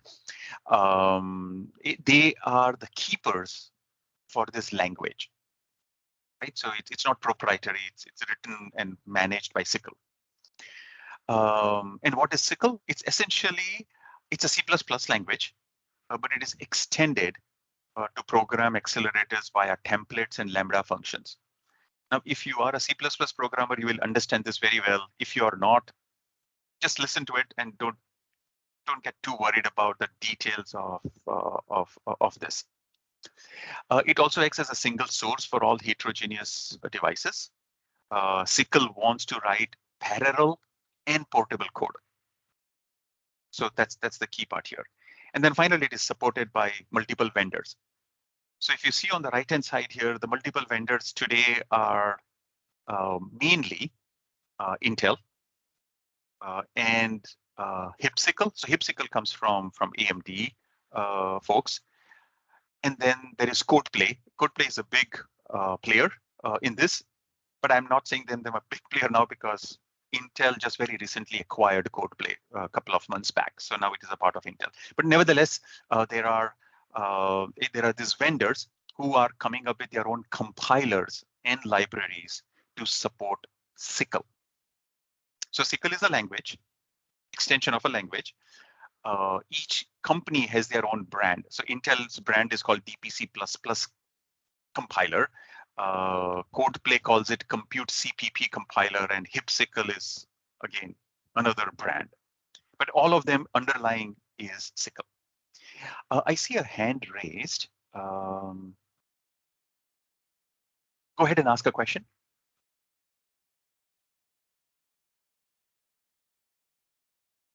The hand raised is by, it says P3 LDCE. Does anybody have a question? All right, ask when you are able to unmute. All right, so let me just go one step deeper. And how does this work, right? You must be wondering, saying, oh, how does this come about? How can one language program all the accelerators? So the way it works is that you write your program, obviously in DPC plus or C++ or SYCL, and the source code is, of course, goes through a compiler. Now you all are computer science elements, so you know this very well. So the compiler takes this, it compiles it, separates out code, which is for an accelerator. I was initially mentioning that you have to call out a code for an accelerator, and then it goes into something called a runtime.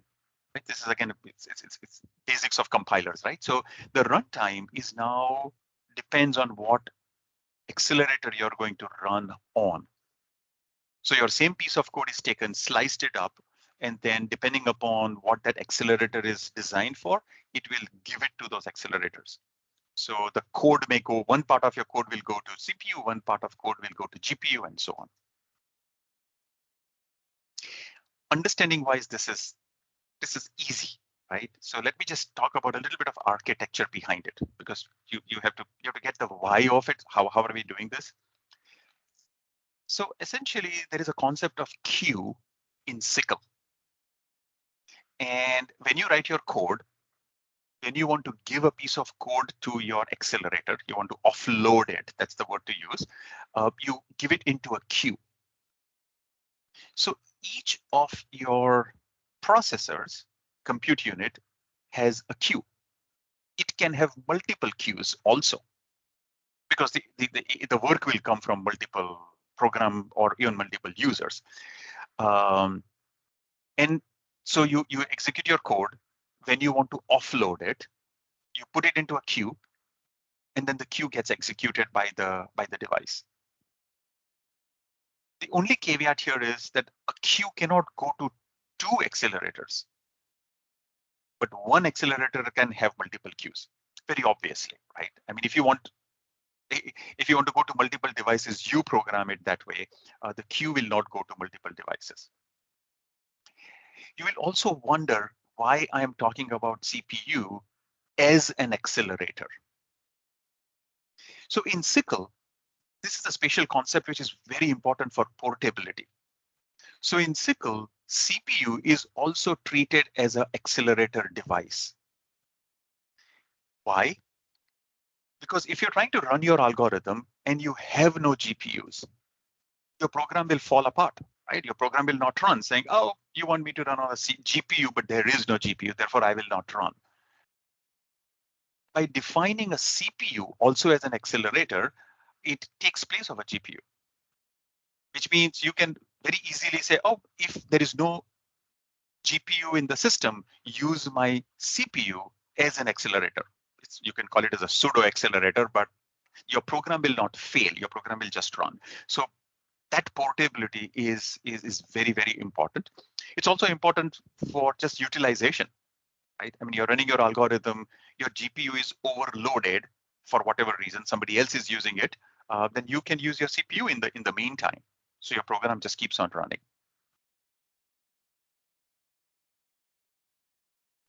Good so far. Any questions about this? Because I'm going to take it one more notch lower on technical and then stop. Yes. So the question from Bakul is, in this session, how many multiple threads are handled? I'll give a technically right answer, Bakul, and then see if this helps you.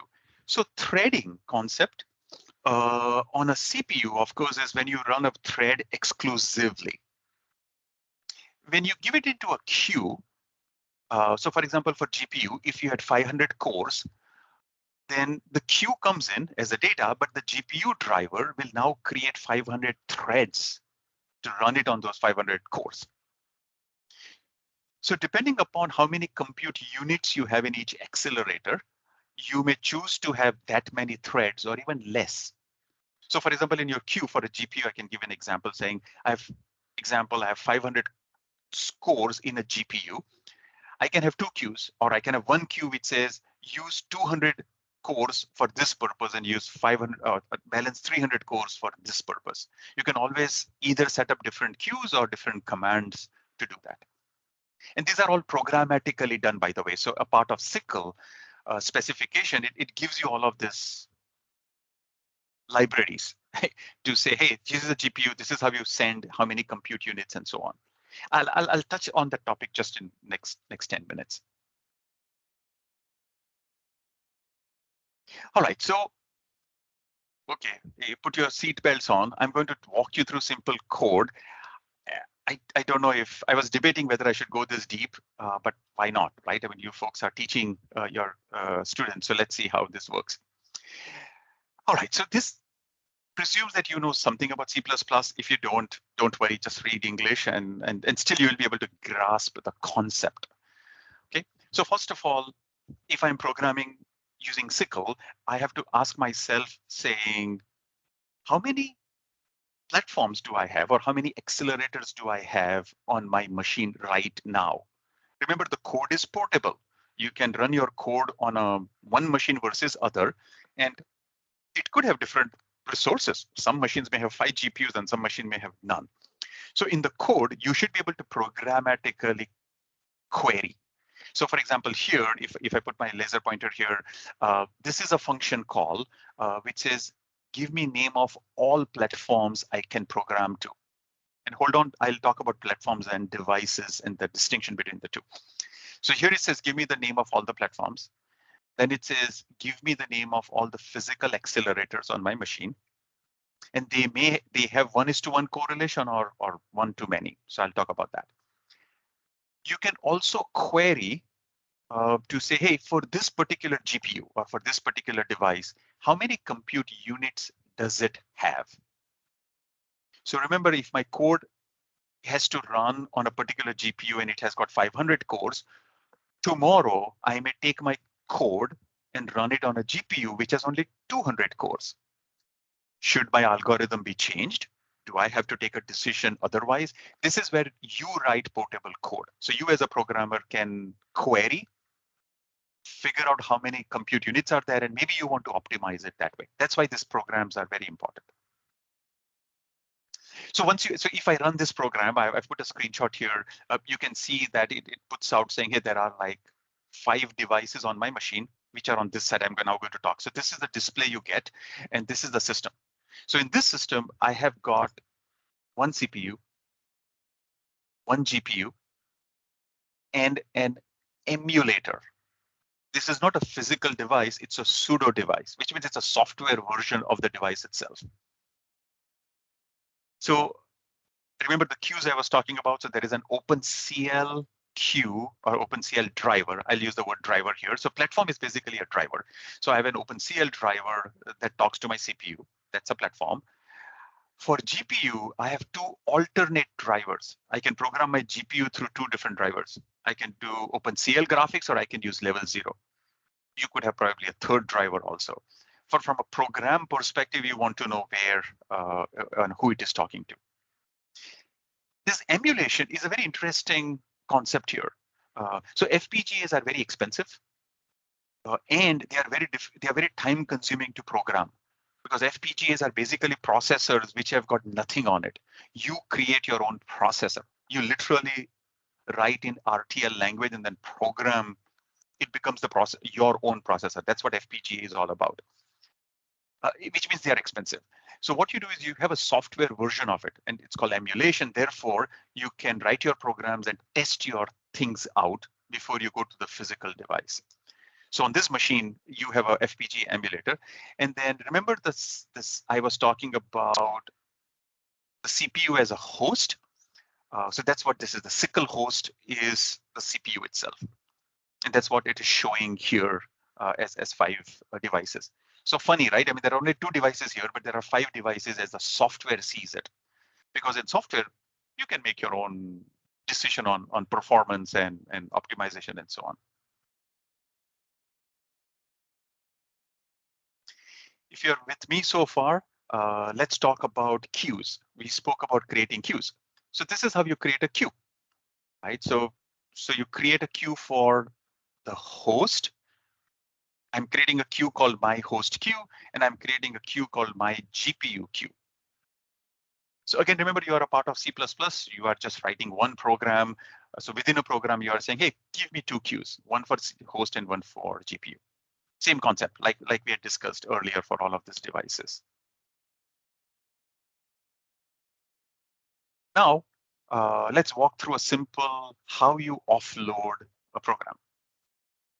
So here, I'll just walk you through the code itself. Hey, here you are saying I'm using Sickle. So all the Sickle extensions in the namespace, again, C++ concepts, but if you know this, follow along. Otherwise, just read the English here, because I'm not sure if everybody on this call is a C++ programmer. So here you see this is Sickle. Here you create a buffer. So remember, you have to give data to your accelerator. So somehow you have to create a memory space and then hand it over to the accelerator. So here you're creating a buffer. Here you have created your queue. The queue is called queue. So you are giving the queue this buffer to say, hey, here is how you access my my buffer. And then you do one task. This is just one single task that you're asking the accelerator to do. This is to demonstrate. So you're saying, hey, put 5 in this buffer.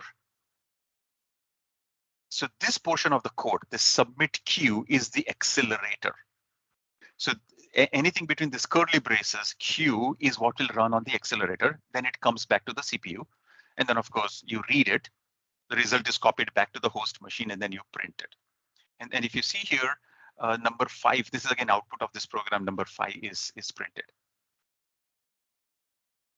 Okay. Simple task, but this shows you saying create a queue, create a buffer, write your accelerator code. So this offloads to a GPU and then comes back to the CPU and prints it.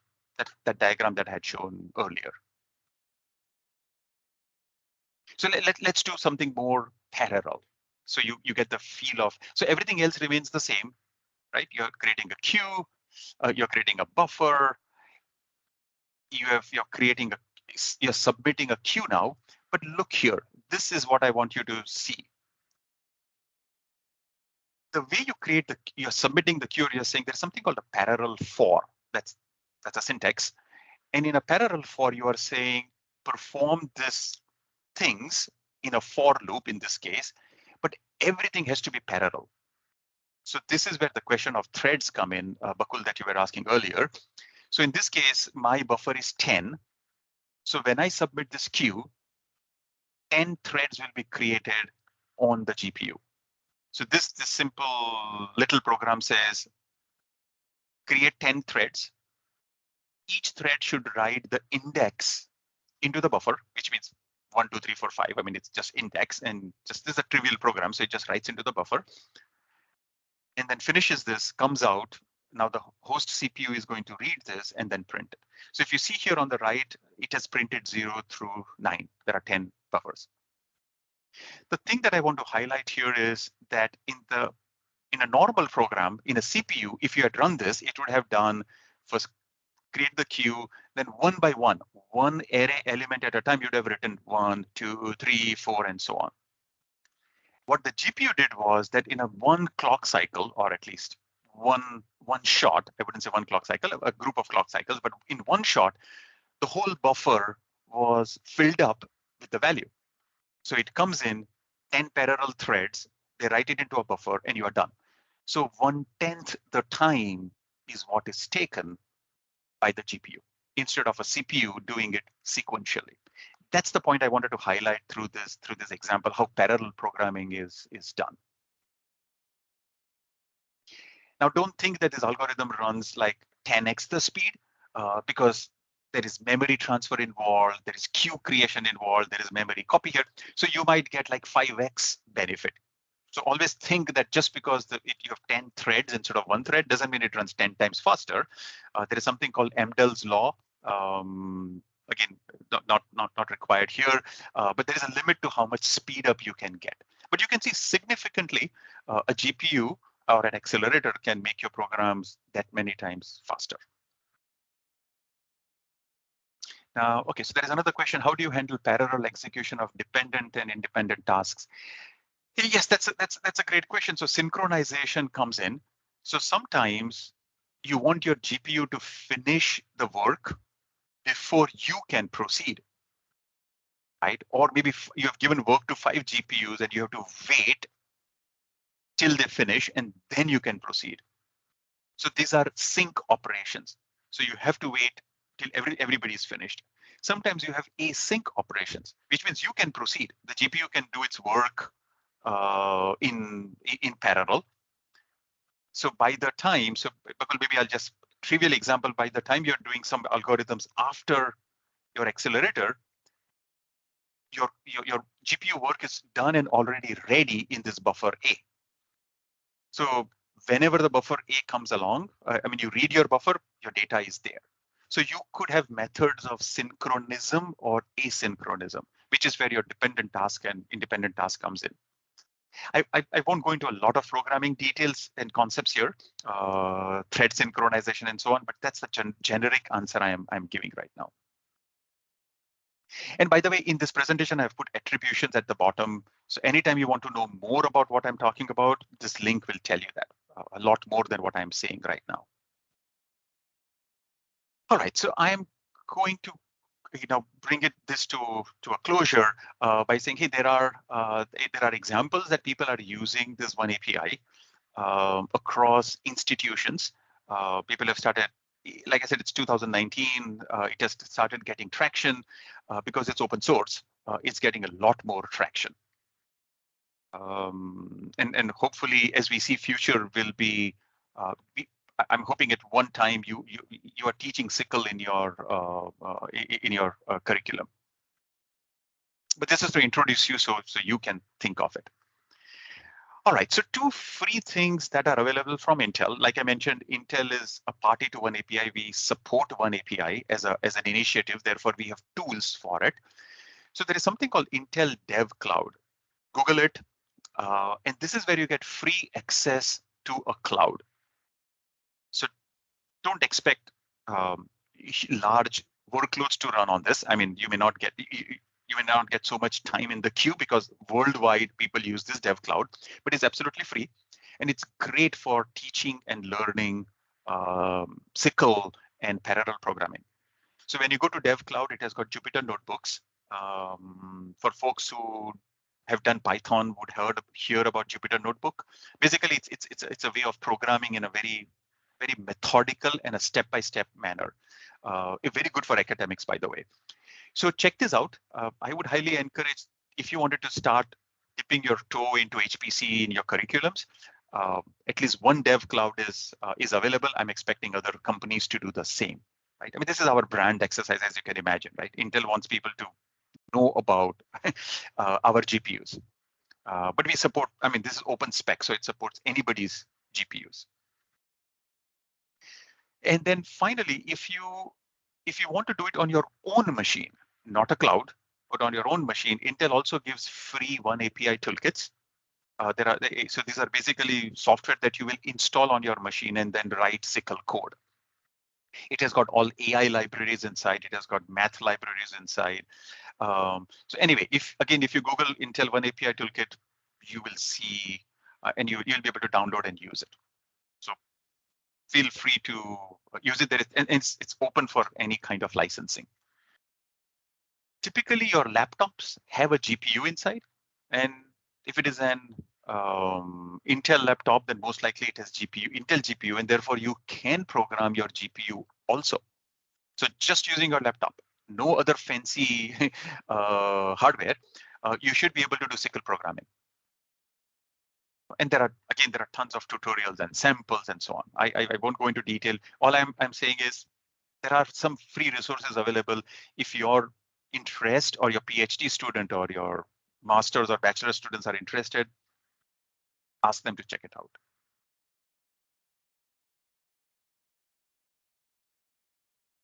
All right, with that, I will shift to what can we expect in the future. Now, this is like, I always feel like when you say what is in the future is almost like a crystal ball or a parrot picking up the future. This is a combination of what we see in the world and what we hope will be achieved. So there is a certain amount of, hey, I think things will go in this direction.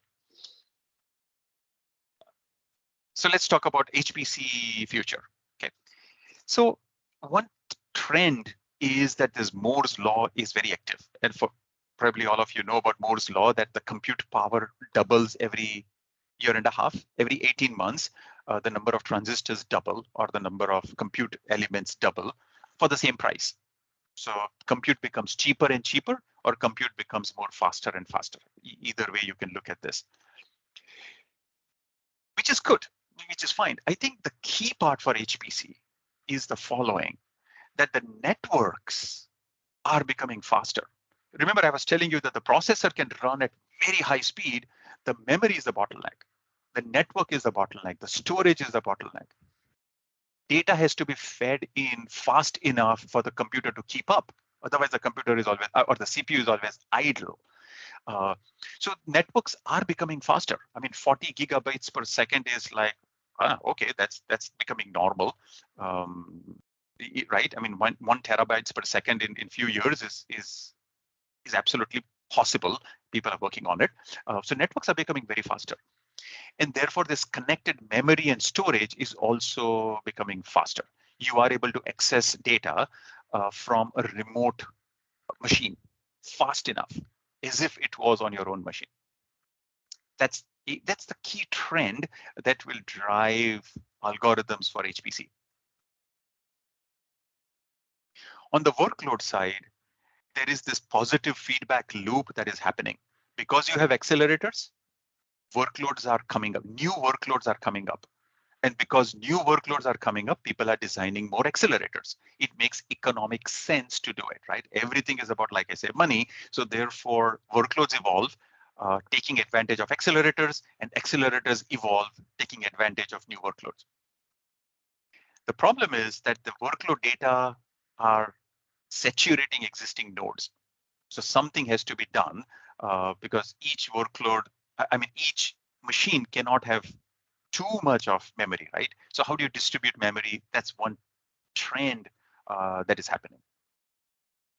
And then finally, on the people side, this is becoming too complex And it'll only grow in complexity. Even in my last section, I was talking about C++, and you may not be a C++ programmer. And you will say, why do I have to learn C++?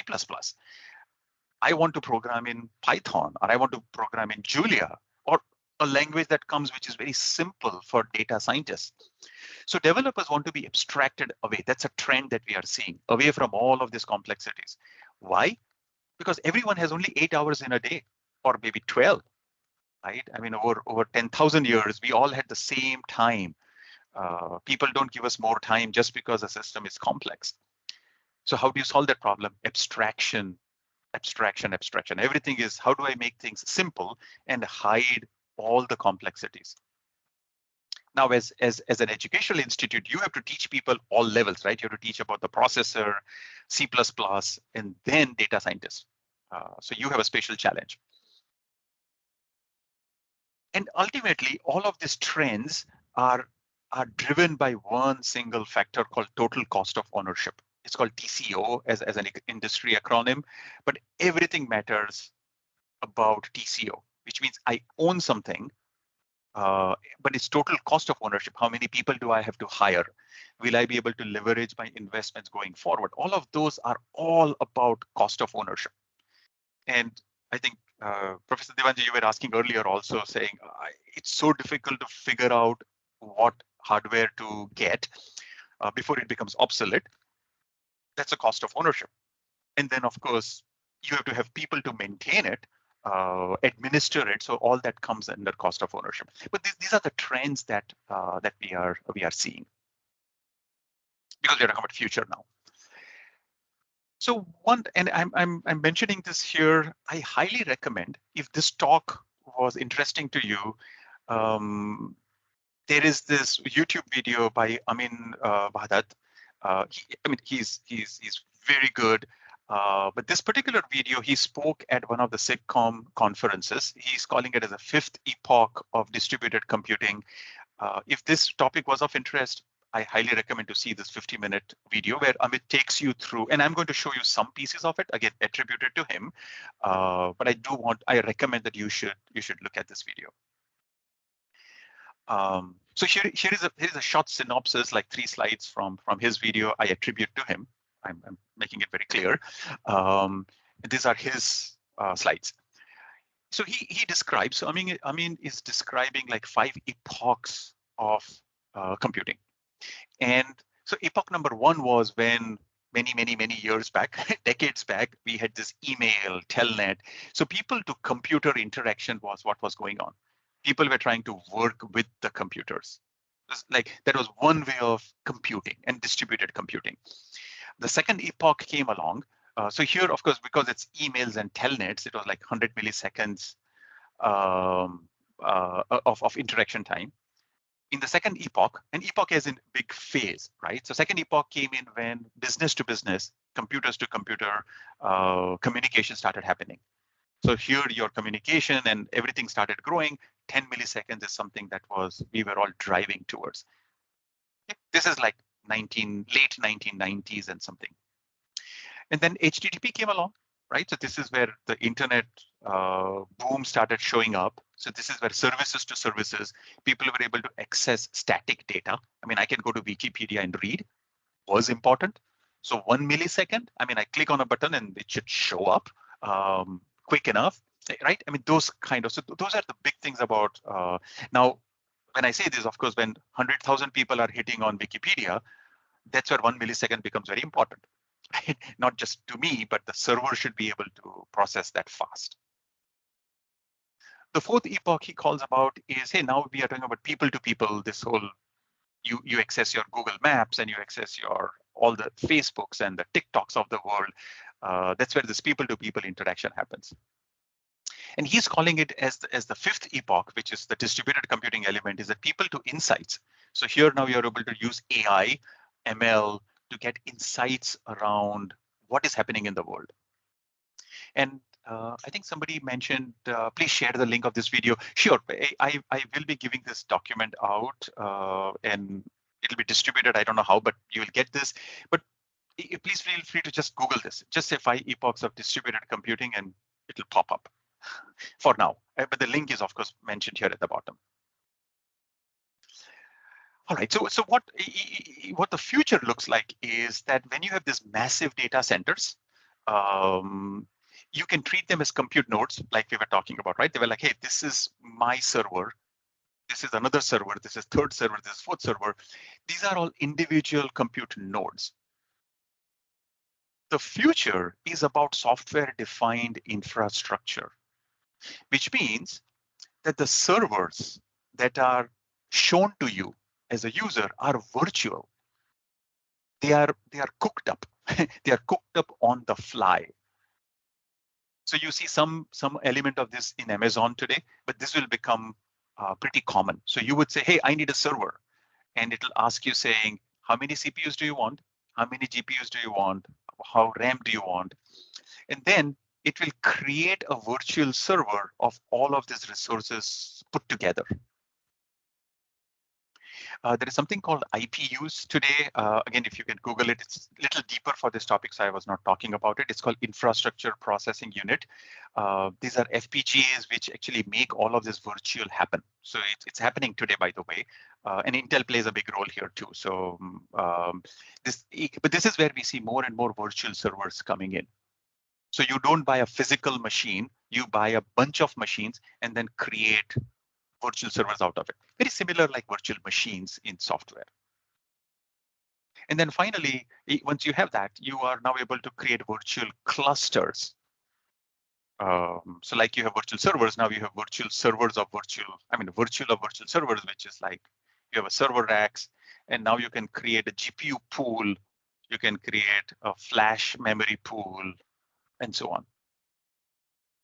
So to contrast, if the previous HPC was all about individual hardware put together, here it is like put a generic hardware and then create virtual elements out of it.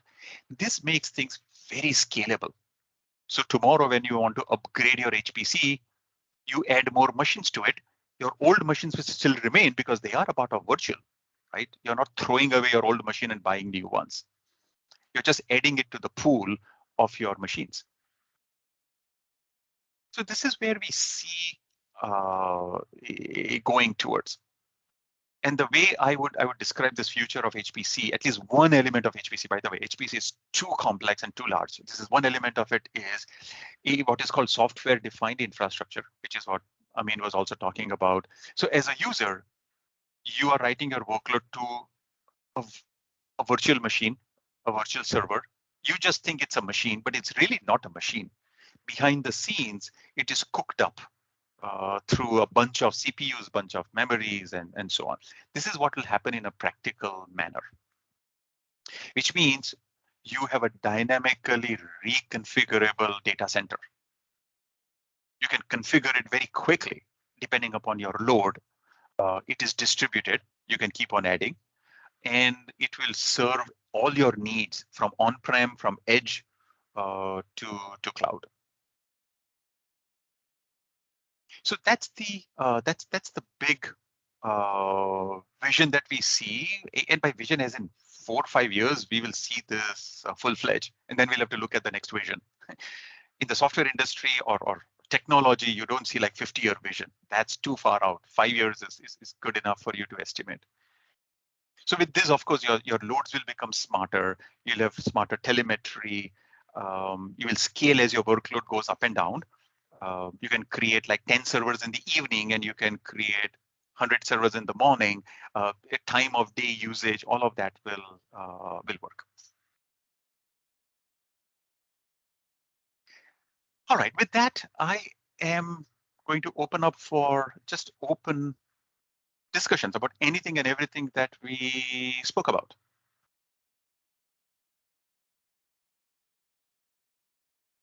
And I can bring up slides. So ask a question and see if they are relevant to those slides. I'll bring them up. But it's your time now.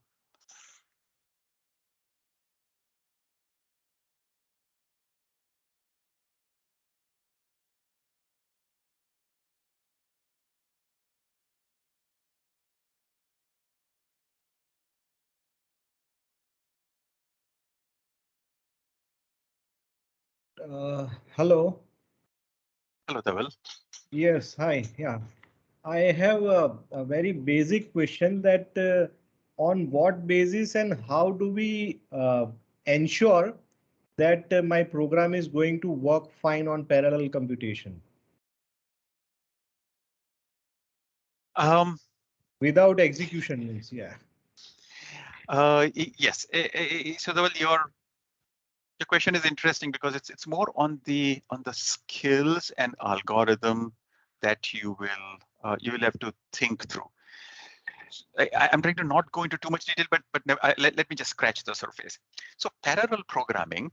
First of all, let me say, when you program, you have learned you learn the concepts of programming, right? I mean, you define variables, you call your instructions, and so on.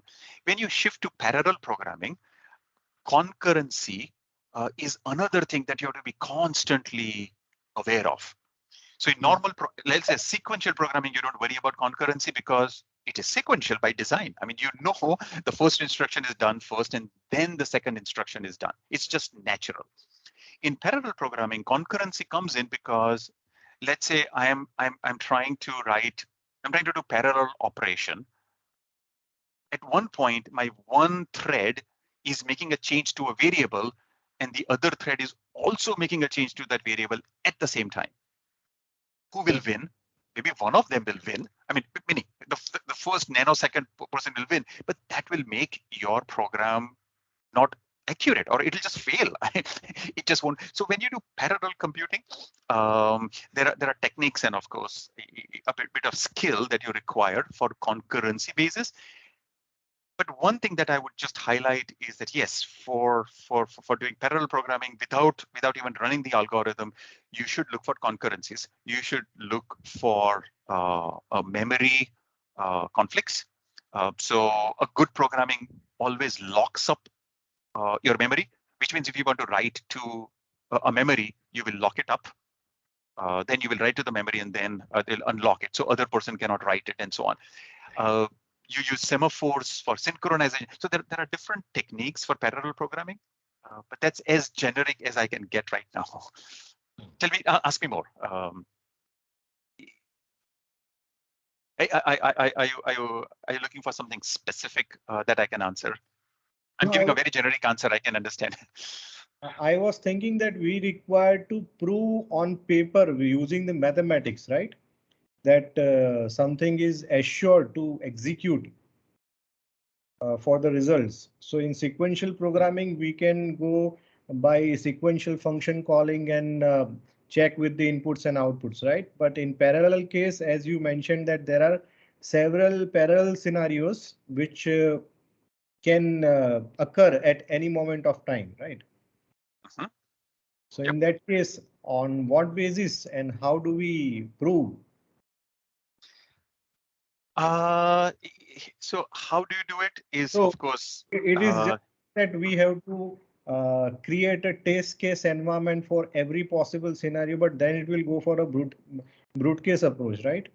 So yes. That is time consuming. It is, and it is fraught with danger because if you just do with testing, you're only as good as the tests that you have run. Yes, so tomorrow, maybe you have a faster memory, slower memory. The code becomes highly unportable. So I would, as a parallel programming technique, I would want to use locks, atomic locks, and synchronism as the main view through which you will look at your algorithm. So when you're programming, you ask yourself, saying, if this particular task that I'm doing, what is it dependent on, meaning data, and what if this data was changed in between or wrong data comes in? And in those cases, lock it. Now it becomes less performant, by the way. I mean, you have to put your clock cycles to say, I lock my data, I unlock my data, and so on. But through that discipline of time concurrency is the only way you will be able to ensure that this does not happen. There is actually no, you're right, there is no brute force way of doing it. It's more of systematically walking through through the code. It reminds me, I'll just give an example here because it's from my past life. So I was with a company where we were writing software that goes on Mars. So the Mars rovers, runs the software I was managing there. And it happened right in I forget late 90s. There was a problem on Mars rover as it was on the Mars, and they detected that it was this synchronism problem. And the Mars rover would crash. Think of it, it is on Mars, and the exact problem that you're saying. There were two parallel tasks. One was supplementing the other task. And then, of course, once we identified the problem, it was a programming bug.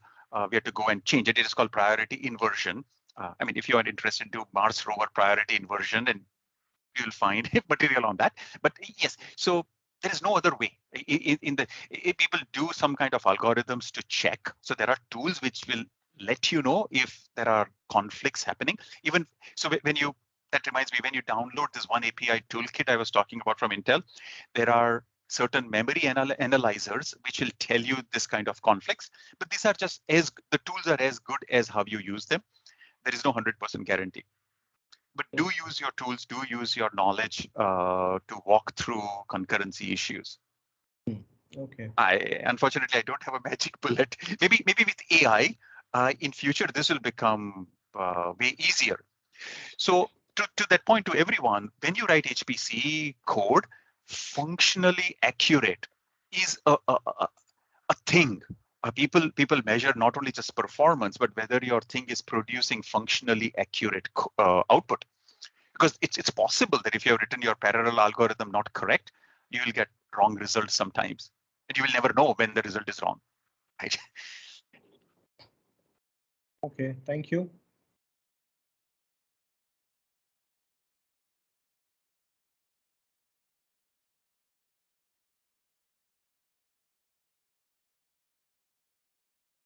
Other questions?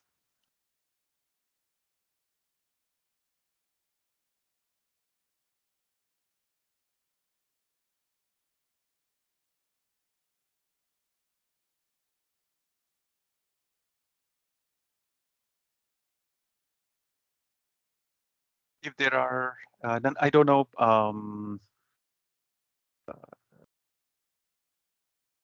Devanji, or you may have to take back. I don't know your logistics. Sir, there is a question from Professor Okay. Bakul Panchal in chat. Okay. Oh, let me check. Oh, good. The question is, please, difference between OpenMPI and SYCL, which is better for parallel programming? Oh, that's a very good question. So both coexist. First of all, it's not one versus the other. But let me explain what OpenMPI is, because maybe I didn't talk about it at all.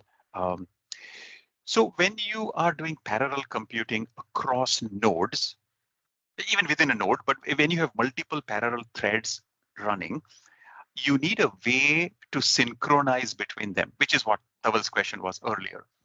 So there is a library called OpenMPI. It's called Message Passing Interface. That's what MPI stands for. And it's an open open standard.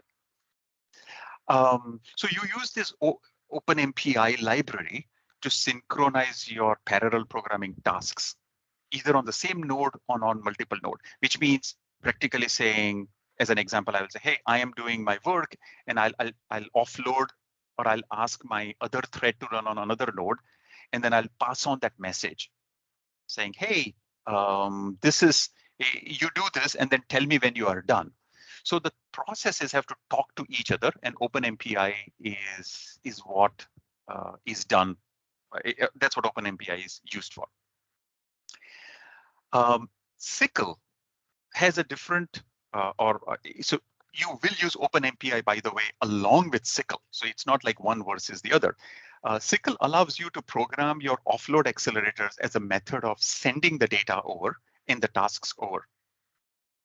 So think of it as, if OpenMPI is to allow you to synchronize between processes, SYCL allows you to run your program onto the GPUs and FPGAs and so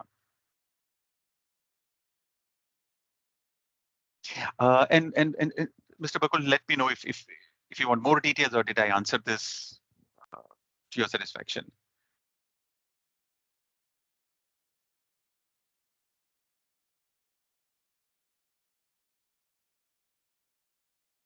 Again, I would say, as always, I say Google is your best bet when you have lots of questions.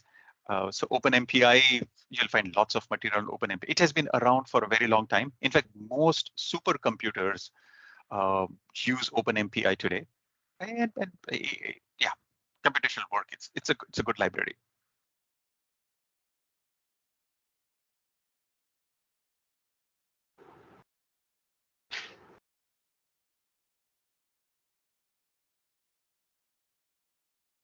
Okay, any questions? Let me see the chat.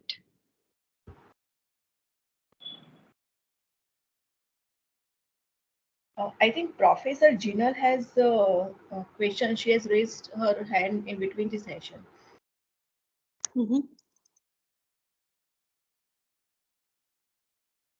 Yeah, please go ahead.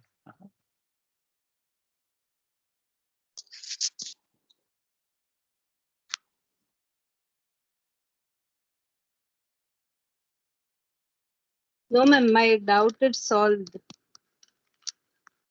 Okay, okay.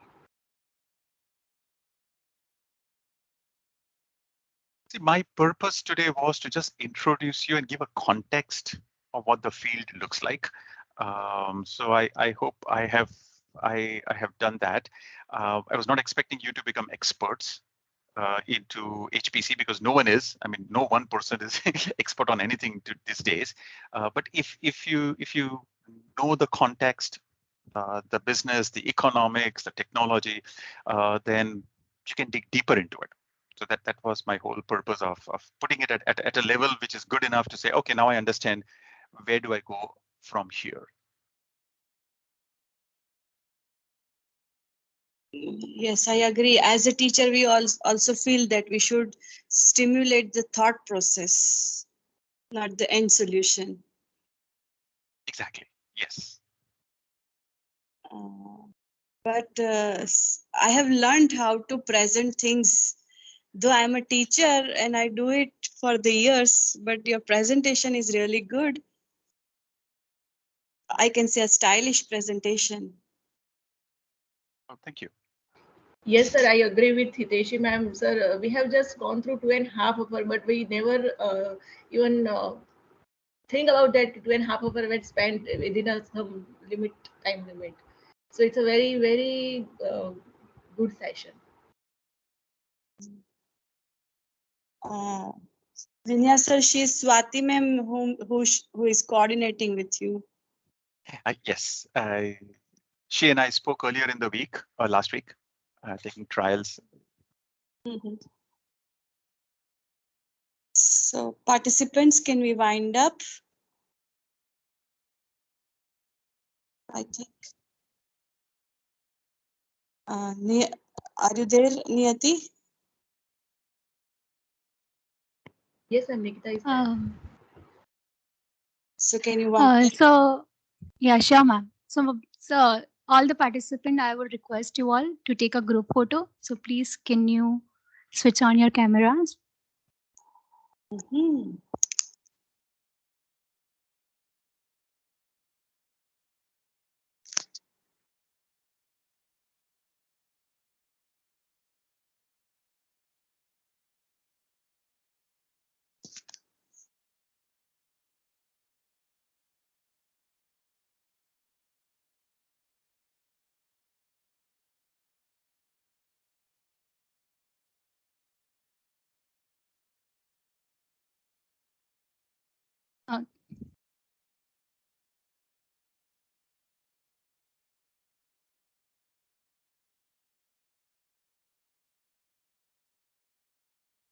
Thank you, everyone.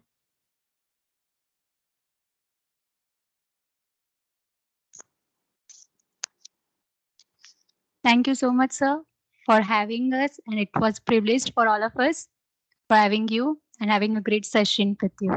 Thank you, sir. Thank you, sir. All right. Thank you. Thank you, sir. Thank you. Thank you, sir. Thank you, sir.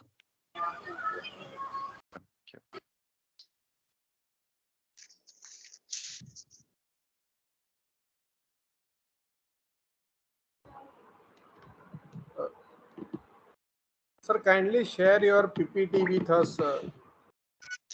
Yes, I will. I will send it to Swati Ben and Professor Devanji.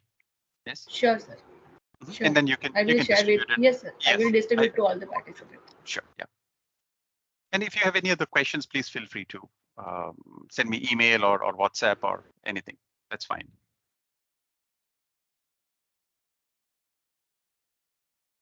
All right. It's a wrap then. Thank you. Yes, Yes, sir. Take care. Have a Thank nice you. day, sir. Bye. so much.